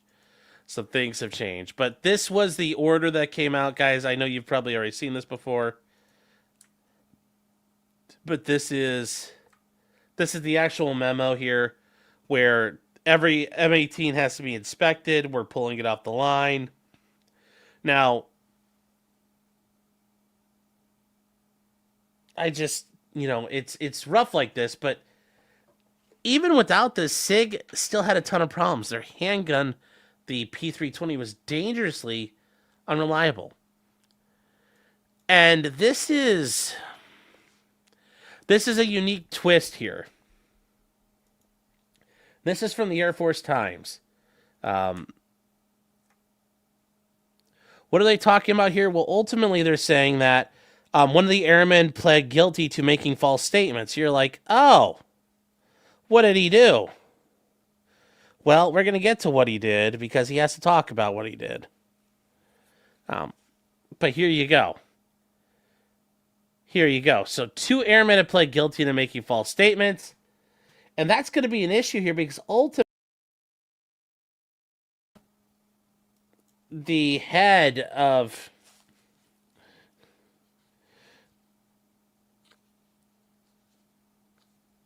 it's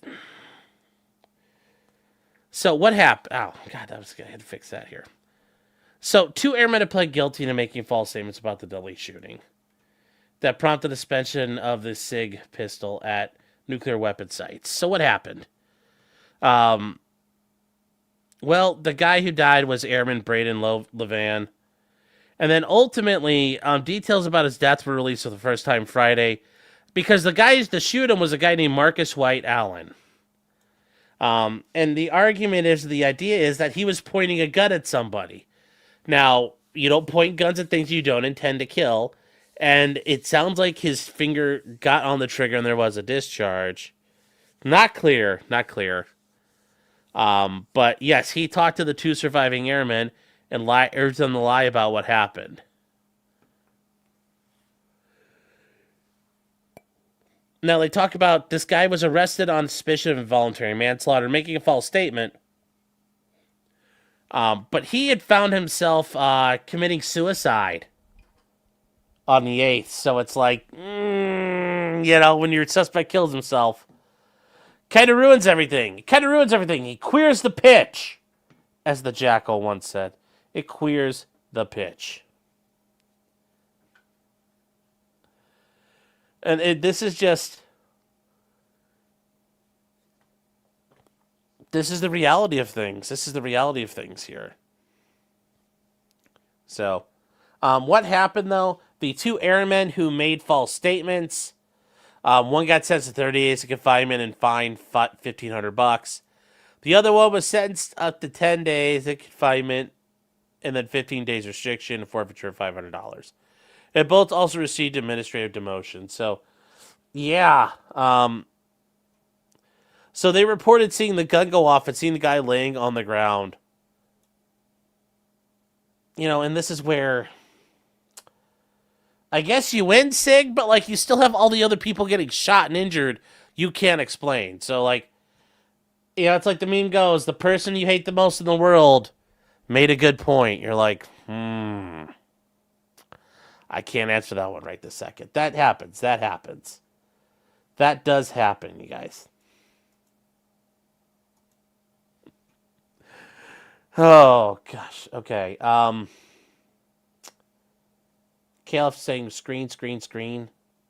Why I don't need... Why is my screen all... that is weird. Hold on. There we go. Huh. For perjury, that's a good fucking deal. Yeah, it is. But yes, if you're Sig, well, you got your fucking guns kill everybody else, so... Yeah, have fun with that, Sig. Have fun with that. Sam Hyde must go work for Sig now. It was weird. You froze up and the article moved away for a while. Okay, I'm sorry. Oh, that's just so sad. Now, this is one here, chat. Somebody sent me this and they thought it was something we should look at, saying, this is bullshit. And this is what's happened here. Well, this is a thing out of Britain. And this is a man in Leeds. This is from their counter-terrorism policing. And this is a 49-year-old guy from Leeds, got a custodial sentence of 3 years and 9 months for possessing a handwritten recipe for gunpowder. So what happened? Martin Paul Gilliard appeared for sentencing today. And he got sentenced to, 4 years on the thing, and he's going to be on, I don't know what a serious crime prevention order is, and then terrorism notification requirements. He's going to be on these for 10 years. So what did he do? Well, he admitted to one charge of possessing of something to be likely useful for a person preparing or committing an act of terrorism in violation of the Terrorism Act of 2000, which you're like, what the hell is going on here? And yes, he is being charged because of this.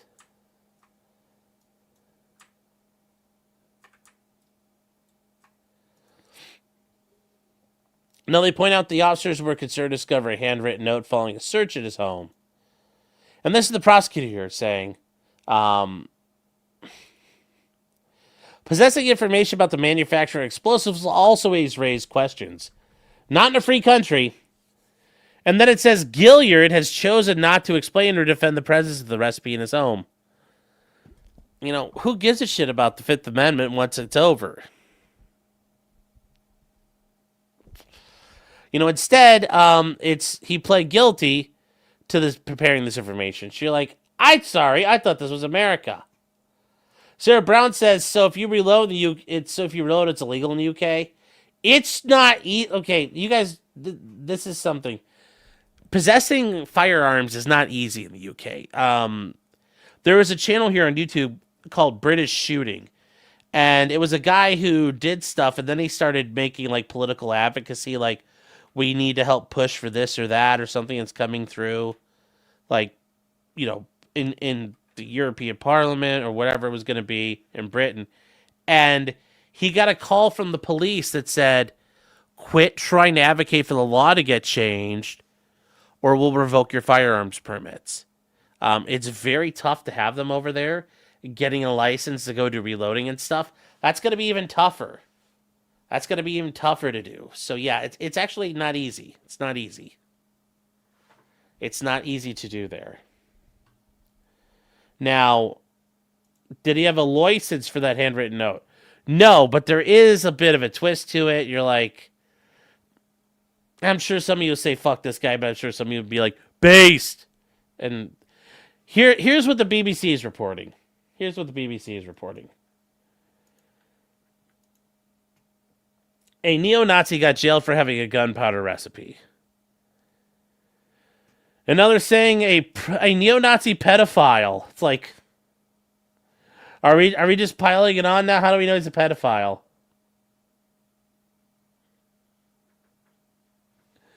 So anyways, he was jailed 17 years ago for a nail bomb plot. So it sounds like this guy already went to jail for setting off a pipe bomb. So he was jailed for 7 years and 9 months, which it said 4 years and 9 months in the article, the other release. And it says he was jailed for 12 years in 2008, which means he's only been out for a while. And for a nail bomb plot for having indecent images of children. Well, isn't that interesting how the terrorism guy got charged with being a pedo? Huh. Isn't it interesting how that works? If his name was Mohammed, they would never charge him for that. They'd say, you go right along, sir. Possess all your CP. It says the recipe was found during an intelligence search. Well, I'm sure they found no intelligence in the house. Then ultimately, the counterterrorism policing officers said they were concerned by the discovery of the handwritten note for black powder, and it was later verified as potentially viable. Like they found the thing, and it's like,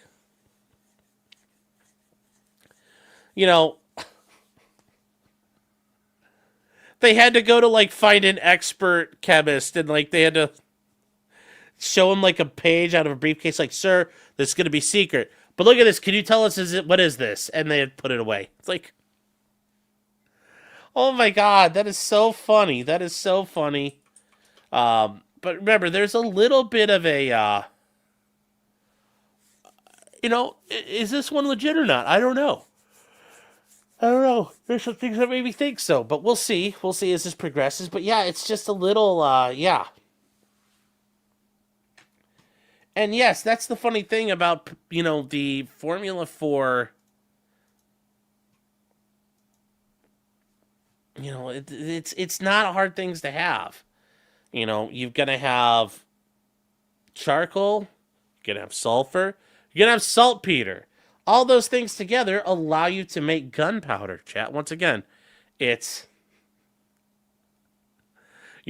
charcoal, sulfur, and they're gonna take me down, but they're gonna realize the lightning link plans are in the back, and they're like, no, we can't have that either. But they can't kill the stream right away. So, oh, yes, black powder is the propellant for firearms. Yes. Raven's saying, what the fuck is black powder? Like a gun? No. So, if you had a cannon, you would load it with black powder. If you have a muzzle loader, you would load it with black powder. So that's what it's for. It's notoriously smoky. It creates a lot of smoke. So somebody came up with smokeless powder, and that's obviously a lot less and all that. So, he's... Long Cake says the Mizkif stuff. I read the Mizkif stuff. That is like, that is a... I need to fucking go into that like as its own show. I didn't realize how big the lawsuit was. Nico says, oh man, Mersh is spitting fire. Well, we'll see. A screen was clipping when you said they. Oh no. Oh no, that's not good. But yeah, that's the thing, guys. Like, gunpowder is not hard. Black powder is not hard to make. It's been around for thousands of years. Now, there is something you can do. Like, if you take a, this is between us girls here, chat. You can take a box of matches, specifically a box like this. A box of these kind of matches here. And I've done this before because I know it works. I 100% guarantee you it works. You'll take these matches here. We'll open a... There we go. So what you're going to do, you're going to take those matches. And you're going to take a hammer. And you're going to... You don't even have to, like, do anything hard. But you're going to take a hammer and you're going to go just squish, squish, squish, squish, squish, squish, squish, squish, squish onto a piece of paper. And you're going to have this big pile of green match head powder. You're then going to take this striker part here, or on the bottom, or whatever part it is you strike the match on, and you're going to scrape all this yummy goodness off onto another piece of paper. If you mix them together, you can make potassium perchlorate, which is a very sensitive, sensitized explosive. It's sensitized enough that you take a hammer and set it off. It's actually a really neat way to reprime, like a spent primer. If you flatten it back out, you could pour a little bit of that in there, put an anvil back in it, and you could reprime. I've been able to reprime 45 ammo with it, and then I reloaded with some of the match head powder, and then loaded a bullet in it. And like I said, I got lethal velocity out of it, but it wasn't very accurate. But you can reload stuff. You can reload stuff. So, once again, this is just between us girls. Follow me for more chemistry tips. Oh, but yeah, once again, guys, this is just an example of like, well, they say something happened. It's like, I know, but what actually happened? All right, hold on here. I gotta get this, leave. Moving on, we've got... All right. So this one's interesting. In January 6th, in the January 6th cases, the January 6th defendants, in a couple different cases, tried to get the venue moved out of Washington, D.C. There was a big push to get tried where you lived, but no, all the cases ended up being tried in Washington, D.C. And the parties that were in those cases cited a report that had been filed in a case, and it was trying to show, Your Honor, statistically, these people cannot get a fair trial. And if you guys remember Rich Barris from the People's Pundit did the polling, he's like, you can get that kind of polling to show that these people are not going to get a fair trial in D.C. And they, convicted almost all to a man. Well, this issue about changing venue was in a report that was used and created by an expert. And it was done by Inlux Research. And what were they there to do? Well, they were there to make an assessment of things. And hold on here. There we go. And it was in the case of United States versus Thomas Caldwell. And they say whether the qualified jury pool harbors bias prejudicial to defendants. So what were they supposed to do? They were going to conduct a study that would determine if there are any specific themes of bias to gauge the intensity of the bias. And, it's determined whether the rates and intensity of the bias are unique to the DC community. This is where it starts, though. They ascertain whether respondents who indicated harboring bias report doubt in their ability to be fair and impartial. And guess what? You had this information beforehand. Bella's saying, can I see the Northern Lights tonight? I don't know. Can I? No, I think we have cloud. No, I think we're cloudy tonight. Sorry. So what did they do? Well, they did a well-conceived community attitude survey. 1,500 jurors were interviewed. Over 350 responses from each test area. So this is pretty in-depth. It's pretty in-depth. You know what happened each time? The court said, don't care. Don't care. Then on this, they said that the attitude is unique among test areas and decidedly negative towards the defendants. While the test areas differ from each other in geographic location, composition, and party alignment, the three other test areas produced similar results on most questions in the survey.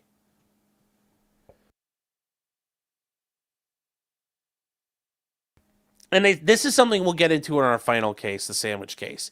The D.C. community's attitude towards the events of January 6th and all the defendants proves to be an outlier. Now, this is like a 20-page thing, and they say 91% of D.C. community respondents admit to making at least one prejudicial prejudgment.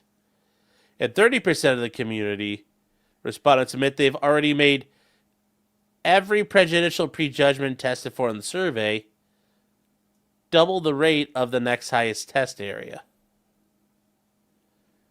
72% of the community says they're likely to find the defendants guilty, even when given the choice.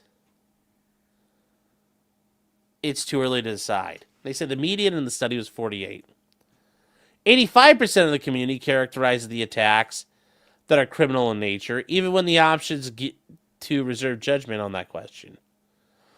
71% of the community believes that all who enter the Capitol without planning, even when offered options to leave, should be dealt with like this. It's like, these people are fucking insane. Yes, we're talking about the jury. This is an interview of the potential jury pool in D.C. Over 40% of the D.C. community believe that all events of January 6th were racially motivated. Remember, D.C. is a majority black city when you're not counting all the government yuppie workers. There are a lot of black folk in D.C. So, this is just to show that, yeah, these guys were toast.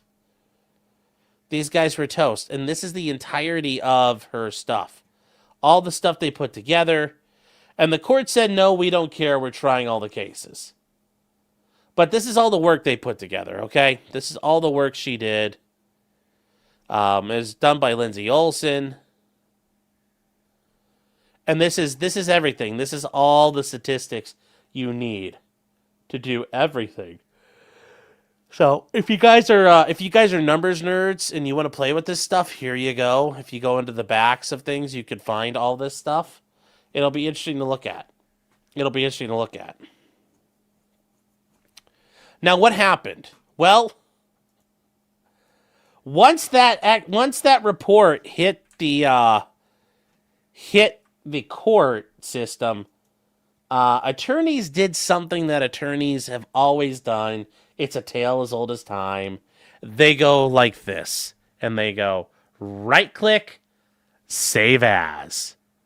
And then they go, it's like a meme. It's like a good meme. You just come up there and you go, that's mine now. I'm stealing that. Now, attorneys, like I've done it before. I know attorneys who have. You steal briefs. You steal motions. Yeah, this is not uncommon. This is not an uncommon thing. It does happen. And this is... So what happened here? Well, if you want to know the truth about it,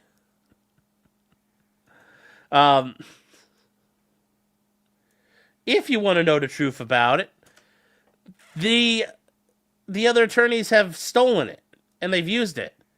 And the thing is, when you publish it and it gets filed as part of an motion, it's now public record. So anything you file is public record. Like, the courts do not own copyright over the things you file. So that is not something you can do. The courts don't own copyright. And more importantly, if I write a motion, you don't own copyright. Because if I file a motion and then lawyer, Joe Neerman sees it, and then he files a motion, and then Ron Coleman sees it, and he's like, wow, this Goyam really knows what he's doing. He steals it, and then Nick Rekieta steals it. No, he can't practice, doesn't matter.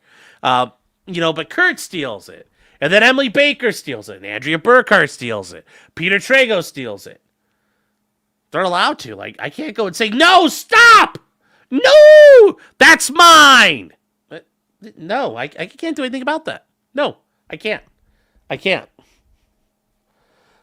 Ligma potential, yes. So what happened here, though? The woman who put this together, Lindsay Olson, is suing. She has filed a copyright lawsuit. And she's suing two attorneys.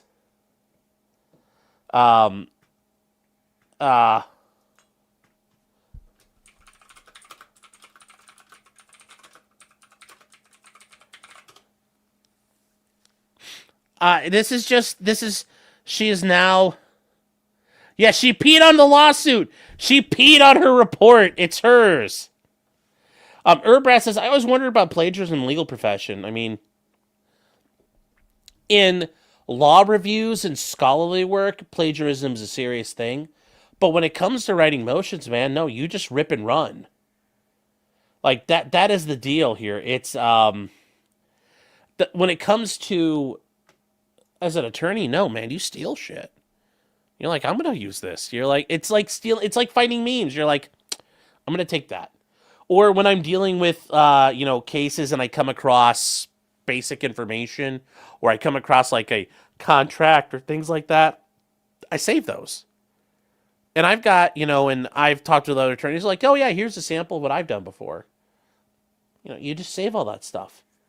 When you see stuff flowing through the air, you just go, I'm going to grab that. I'm going to grab that. I'm going to grab that. And you hold on to everything. You hold on to everything. It's pretty normal. It's pretty normal. I own the word contract. No, is this woman a part in January 6th or no? She was an expert who was doing reports for some defendants.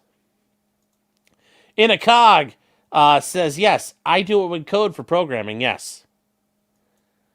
And then Anonymous says, so motions are the NFTs of the legal world? Yes. Yes. Now, she's suing two separate attorneys. And her own attorney says, each lawyer exploited the entire written report for the same purpose she created, which was to try to get a motion to transfer venue out of D.C. The report has a fair market value of $30,000 per case. How does it have a fair market value of $30,000 each time? You're not reinventing it each time. It literally applies to all of them. All you're doing is changing the name of the person the report's for. The report itself doesn't change. So, but notice, she pirated the one attorney pirated the report. It's like, such horseshit, such horseshit. But here is the lawsuit that was filed. You're like, are we fucking serious right now? And it's like, apparently yes. Apparently yes. So, she's filed this complaint against Kira Ann West, an attorney. And it's like, like, I don't see how this goes anywhere as a copyright lawsuit. I don't. And yes, this case is about a lawyer and her law firm that pirated a copyright report. And used that report in 3 separate criminal cases. Okay? So what? But anyways, they talk about here Lindsay Olson. She did the multi-district comparative community attitude study report. And she did these, she did a public display of the report in 3 separate filings without a license and without a valid defense. Now, she's using the report that was created 3 separate times for the purpose the report was created and available for licensing. And that means as a criminal case is an expert support for a motion to transfer. She's the sole copyright owner. Well, we'll see about that. Now, the attorney that they're suing, their law office is an entity with an address in D.C. She lives in Virginia, though, but she operates her law firm out of D.C. And where the acts occurred was in D.C. Yes, and yes, this is correct, Bilson. Yes, you wouldn't steal a car. Well, yeah. Saving public documents is a crime. You wouldn't download a court document. The fuck I wouldn't. You wouldn't download a car. It's like I definitely would.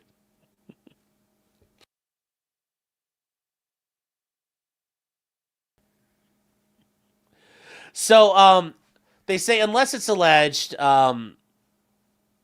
go through all this here. The court it's under the Copyright Act, so there's exclusive jurisdiction here. We're not worried about all this stuff here. Venues proper, there's in personam jurisdiction, personal jurisdiction, there's all of that. Now, in 2022, the report was based on a request by 2 lawyers, David Fisher and Julie Haller, who represented 2 January 6 defendants, who became known as the Oath Keepers trial. So she authored the report in April of 2022. She had legal standing to enforce copyright as a sole author and copyright owner of the report. In exchange for a $30,000 fee to use the report, she licensed a copy to the requesting attorneys, authorizing them to use it in support of their motions. The report was originally and sufficiently based on her work product, creativity and originality, and as the sole author, justifying the report as copyrightable. Well, I don't know about that. It was created without a specific reference or focus on the Oath Keepers or January 6th defendants, so the report can be licensed for use in other cases. So she made it to be used by everybody. It was an independent creation. It contains a degree of creativity. I mean, maybe. We don't know for sure. She set it all up, but we don't know how she was told. It reflects some creative spark and modicum of intellectual labor. Is it really creative spark, though, when you're doing statistical analysis? I don't know. It's just numbers in, numbers out. It was based on the choices about the wording and presentation of how data would be applied and done.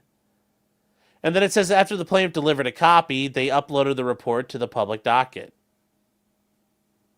which happens. And it caused a public display of the report in support of the motion. So, neither plaintiff assigned the copyright, nor did they grant any sub-licensing, which you can't just do. And they said that this authorized copying and public display was put on the federal PACER system, or a court listener. They did not relinquish or waive the exclusive copyright. And it was such that any January 6th lawyer could simply copy the entire report off of PACER and listen publicly as a report for a motion to transfer a venue, for the same report was authored and offered in the market. So they say this was available for anybody for the market value of $30,000. Yeah, I don't buy this. I don't buy this. And they say, though, just because you could download a copy on PACER does not mean the report was released in the public domain or unconditionally free to use for the very same purposes created and offered in the market. I don't know, man. I don't know. They say on 3 separate occasions the defendants copied and published a copy of the report in its entirety. They did in 3 separate cases: USA versus Harkrider, USA versus Neely, and USA v. Kelly. They see the motions here, A, B, and C. None of these cases were consolidated into a single trial, meaning they're going to go after 3 separate instances of copyright infringement. So, they claim the reports were each completely unauthorized, and they substitute for an authorized display that should have been obtained by paying the agree licensing fee. It's like, I don't see how that happens here. So instead, they copy and upload and displayed a full copy without authorization. It's like, I don't know how that works here. This is kind of garbage. It's kind of garbage.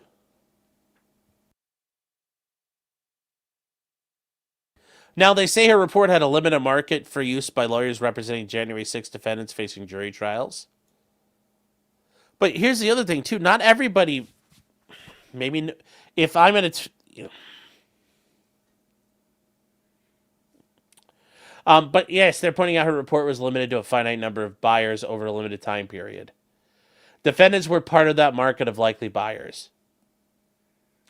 And the unauthorized exploitations of the report reduced the limit market value for the report by at least 3 separate licenses. I don't know how it did because you can, like, I don't know. Is there a watermark on it? No, it doesn't look like there's a watermark except for what was provided later. And a license is worth $30,000. Is it really worth that? No. No, I don't see how it's worth it at that point. I mean, that sounds like unjust enrichment at that point to me. I think that's very much an unjust enrichment issue. And then she says authorization was available. She authored the report. She could spend considerable time on it. She paid great offers to create written reports. And they say the report was specifically created and authored for use in cases for January 6 defendants ventured in Colombia. It's just, I don't... The report had significant commercial value. I mean, how much more than you've already done? They used the report as part of their professional presentation. Yes, they did. They never sought authorization. They repeatedly subverted the market. They impaired the market. Like, I don't think they did, man. I don't think they did. Because who else came to you for it? Who else came to you for all that stuff?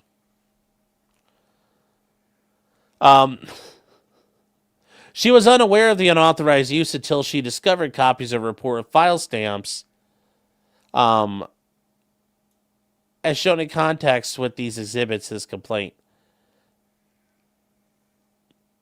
I mean, I have a lot of questions here, and I don't think they're going to be answered. Why is she looking? I guess my biggest question is, why is she looking for this? Like, how did this come to her attention? Because if the cases she was involved in are done, why are you there? Why are you looking around? I don't know the answer to that. That's one of the biggest questions I have right now. Why are you looking around like that? It doesn't answer me. And they say, upon noticing this, the plaintiff investigated further by combing through January 6 cases, secured access, and was paying to run docket reports and download documents from thousands of documents across hundreds of cases, looking for her name from her report. Think about this is fucking mental. Going through all the January 6 defendants, there were a gajillion of them. Defense don't mention plaintiff in the docket entry. And they say it's making it difficult to discover infringement. It's like, suffer, bitch.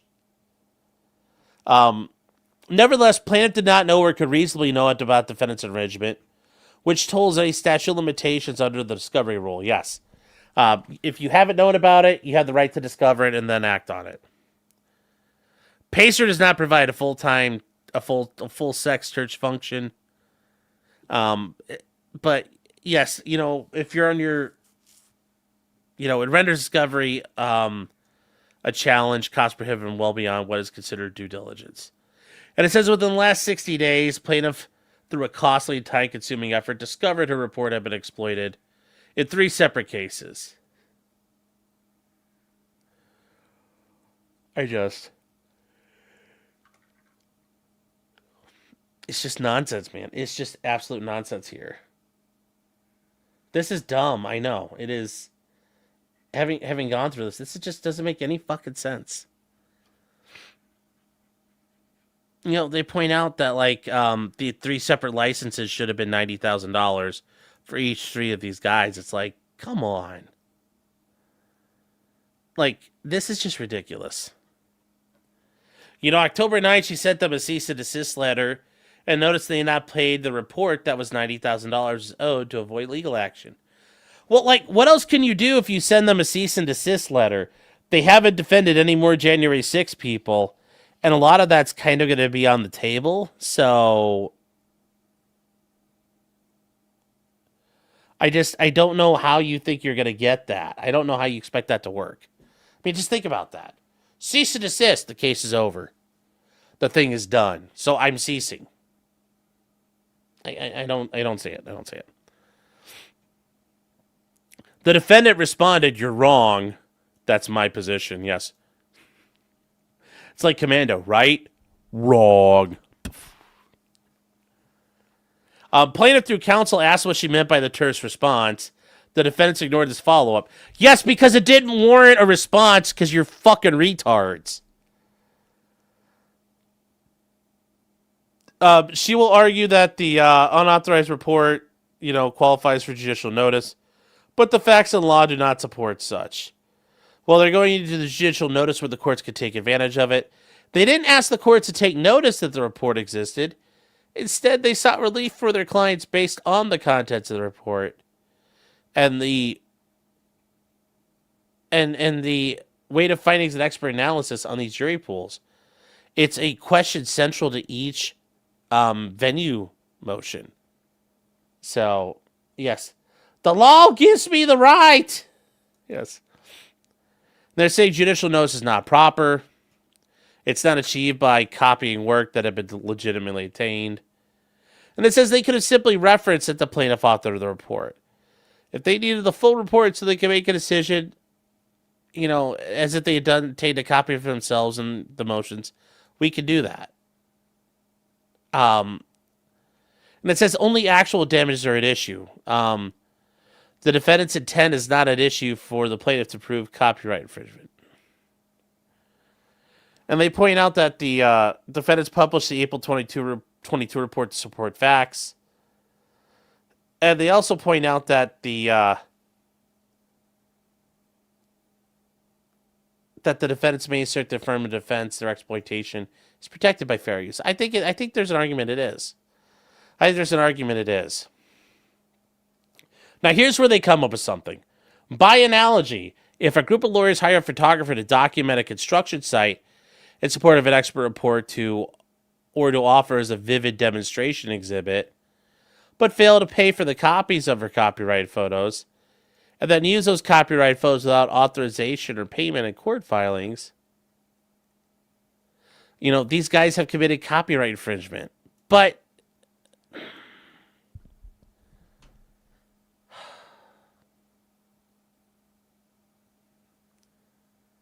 it wouldn't. But these guys are all part of the same case. The same set of facts. But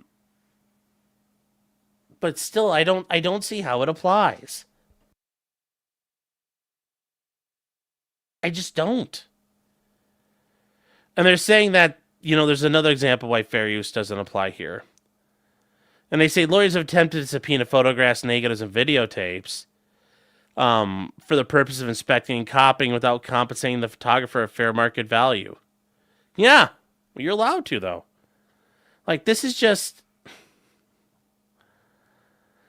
Oh, this is just... Yeah, so they want copyright infringement. They're having 3 separate counts of copyright infringement here. And, they want the court to... they want her to be held accountable. They want it against... an order that there are actual statutory damages for $90,000. There's also injunctive relief, which...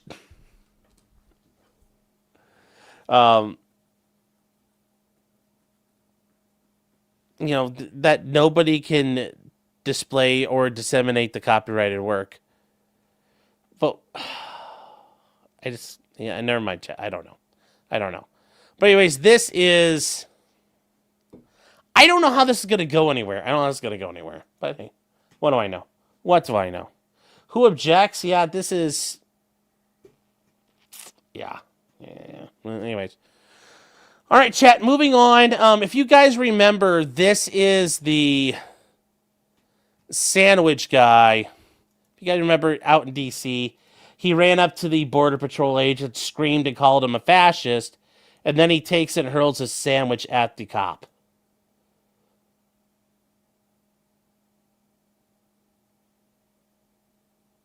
And there he goes running, and there he goes getting taken. You know, he gets eventually taken down. Just boom. And they don't show us a tackle. But his name is Sean Dunn, guy who worked for the DOJ.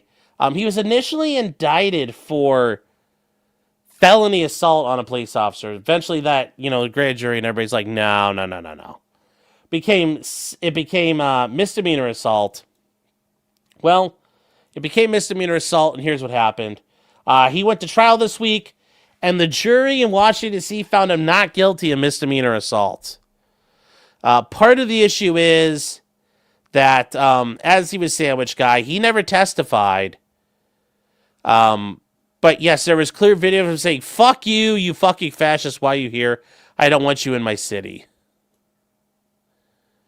Now, as it worked out, it's great. But was this... This is where we need to get to. Was this a proper assessment of the law, or was this jury nullification? Because kind of the other way with the January 6th stuff, if anything happens to somebody who's opposing the Orange Man, are they going to get the benefit of the doubt? And I'm not saying that's, just saying it is what it is, but it is something to think about. You get what I'm saying? So I don't, yeah. Is it jury nullification? I think so. But it's kind of like James Comey. He's going to get jury nullification. And he came out and gave a video. He came out and gave a speech. And, here is his speech. Thank especially Sabrina, Julia, and Nick for countless hours, and the rest of the team at Steptoe. And I would like to thank Steptoe for offering all of their services pro bono. Feeding me. I would like to thank family and friends and strangers for all of their support, whether it was emotional or spiritual or artistic or financial. To the people that opened their hearts and homes to me, I am eternally grateful. And I am so happy that justice prevails in spite of everything happening. And that night I believe that I was protecting the rights of immigrants. And let us not forget that the Great Seal of the United States says... Okay, fuck you, buddy. Like, honestly, it was misdemeanor assault. Now, did he cause bodily harm? No, but if that was here in Ohio, that you're not allowed to do that. You can't assault people. I could throw something at you, and that's assault. But yeah, this is just like, oh, I'm doing this for the immigrants. Yeah, you got away with it because the jury supported you, man. And the jury hated the Orange Man. If you had done this in a lot of other places, you'd have probably been fucked. But it didn't happen for you. So, hey, you know what? Man, I'm going to have to say it. A dub is a dub. He got the dub. He got the dub. Congrats. You got your dub. But let's not lie about what the fuck it is. Let's not lie about what the fuck it is. The jury didn't want to convict. Good on you, homie. Good on you. You know, and in the meantime, chat, all we could do is cope and seethe. And cope and seethe. And piss and shit and sneed like motherfuckers. Yeah, simple assault was what he was facing, and the jury didn't want to convict. So, it didn't help though that when the Border Patrol agent testified, he was like, it exploded on me and I could just smell everything. And he was like, it was so bad. It's like, bro, it wasn't that bad.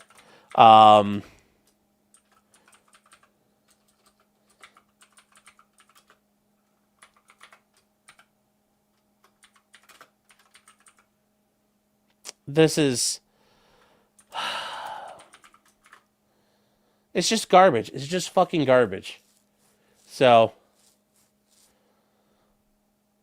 is it unprofessional to say you did it for anyone other than client? No, that was the guy. That was the defendant. That was the sandwich thrower.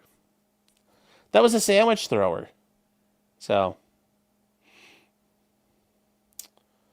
he was caught on camera and the jury was like, nope. Well, the jury's argument, it sounds like from the jury the questions they were asking and sending back to the court was, what does bodily injury mean? And I think they were hanging their hat on, well, is this really bodily injury? So there you go. That's how he got this one. So, good for him. It sounds like he lost his fucking job still, which is great. I hope he realized he's still unemployed. He's a bum! At this point now. And yes, he sounds gayer than Worski and fake tits. Yes, he sounds effeminate! Oh, yeah. Yeah. So, yeah, just imagine if this was somebody on the right, how would this have gone? I don't know. So, then real quick, I don't know if I got this earlier, Summonable Trap, but I want to give you credit for it. And if I did, we're going to redo it. Summonable Trap for 5 subs. Let's fucking go, chat. Although I say let's go, we're done. That's it. We're done. It's the end. It's all done. Nothing else to do. Oh, God. So, we still don't know what type of sandwich it was. Well, it had mustard and onions on it, if you ask the Border Patrol agent. So, he is suing for it back. Well, it doesn't matter. They could fire him for inappropriate conduct. So I hope he doesn't get it back. But you know what? With our luck, he'll probably get it back, and maybe he can go get aid somewhere. Hope he enjoys it. Ethan Ralph says, "I'm not sure I could resist Worski's tits." Oh. Someone drafts says, "I'm doing my part." Yes, you are. Thank you. And I hope all your stuff worked out. I know you're dealing with previously. Enzo's gifting wide sub. Thank you, Enzo. It had man-aids. Well, I hope he's got man-aids. He should get them. I hope he enjoys that. Or he gets beat to death by a couple of immigrants. That would really be fitting for him. And then Shredder S 07 for 5 subs.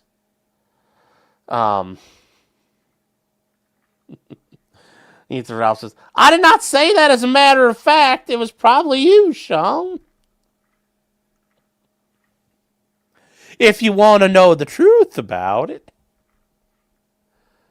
Oh. No, Sean, you don't understand. Just like how guns kill people, clearly the sandwich flew at the officer by itself. Yeah. Yes. Patriot Pete is saying, keep in mind the DOJ spent $100,000 on this. Between the SWAT team, the propaganda video, feeding the jury lunches, getting no bill on the trial itself. Yeah, but the guy should have been tried.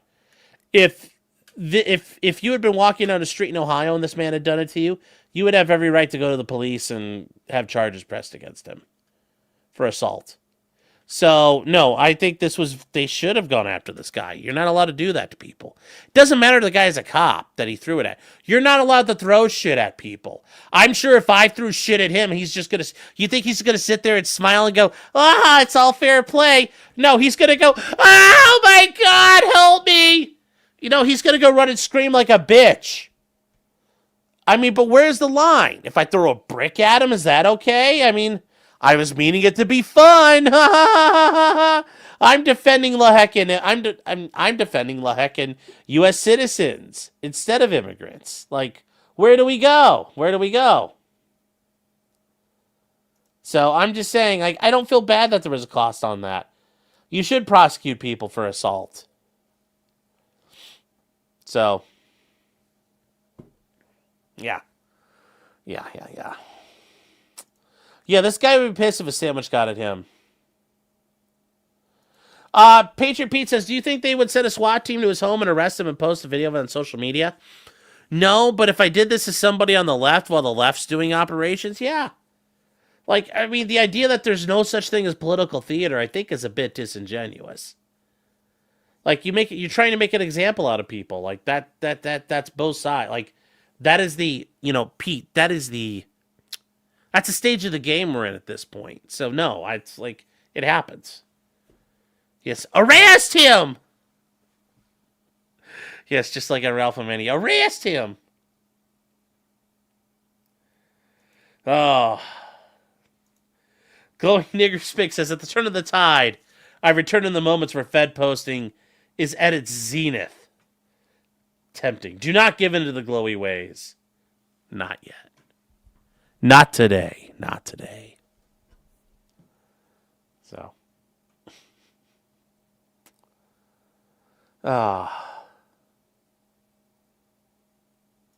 Either Ralph says the glowy what? Say that again, Sean. What? His name? Glowy Nigger Spick. I don't know. It is what it is. MG Law's favorite girl, Laura Owens, got more charges today. Gnarly. Good for her. Guys, so that is it for tonight. We are going to cover Russell Greer tomorrow night. It'll be a later show, probably starting around 9 or so. Not having to compete with the casino, so you're going to have to be a captive audience with me. That is the plan to start at 9. And, yeah, that's it. We may listen to the oral arguments over this weekend. I don't know, though. I have to work on something on my car. I think my hub assembly is going out on the one side. I got to check it out tomorrow, and I may have to work on that on Saturday. So we'll find out. If I don't, we'll have all day. But if I do, when I put the floor jacket in the car and if the whole wheel wiggles, fuck, got to go deal with that. So. Yes, guys, we are going straight over to locals after this. Guys, join us over at potentiallycriminal.locals.com. Use the promo code FALL2025. You get 1 month free, including the Monday night shows and also tonight, Thursday night shows, at the after show, the after party. Because after the show, it's the after party. But we don't ever go down to the hotel lobby, unlike R. Kelly. So, guys, join us. Promo code FALL2025. We'll be hanging out there. All the stuff we can't do here. You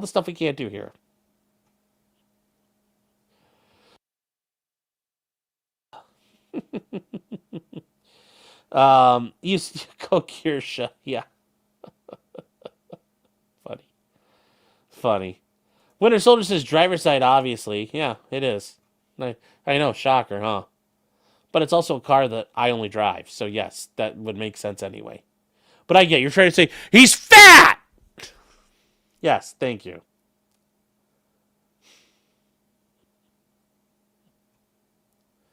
You can't post Betty White nudes. I think you can on locals.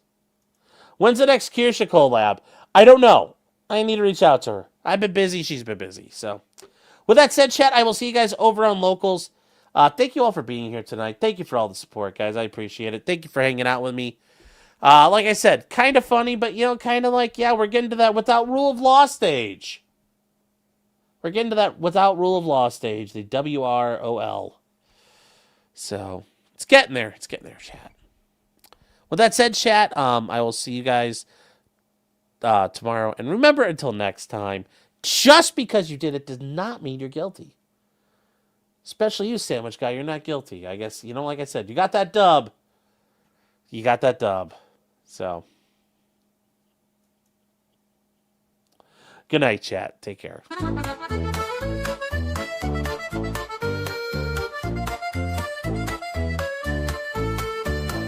Weapons, blacksmithing, and models of planes, esoteric works, and even some trains. Much merriment had while drinking White Claws, tips on hunting, and even talking the law.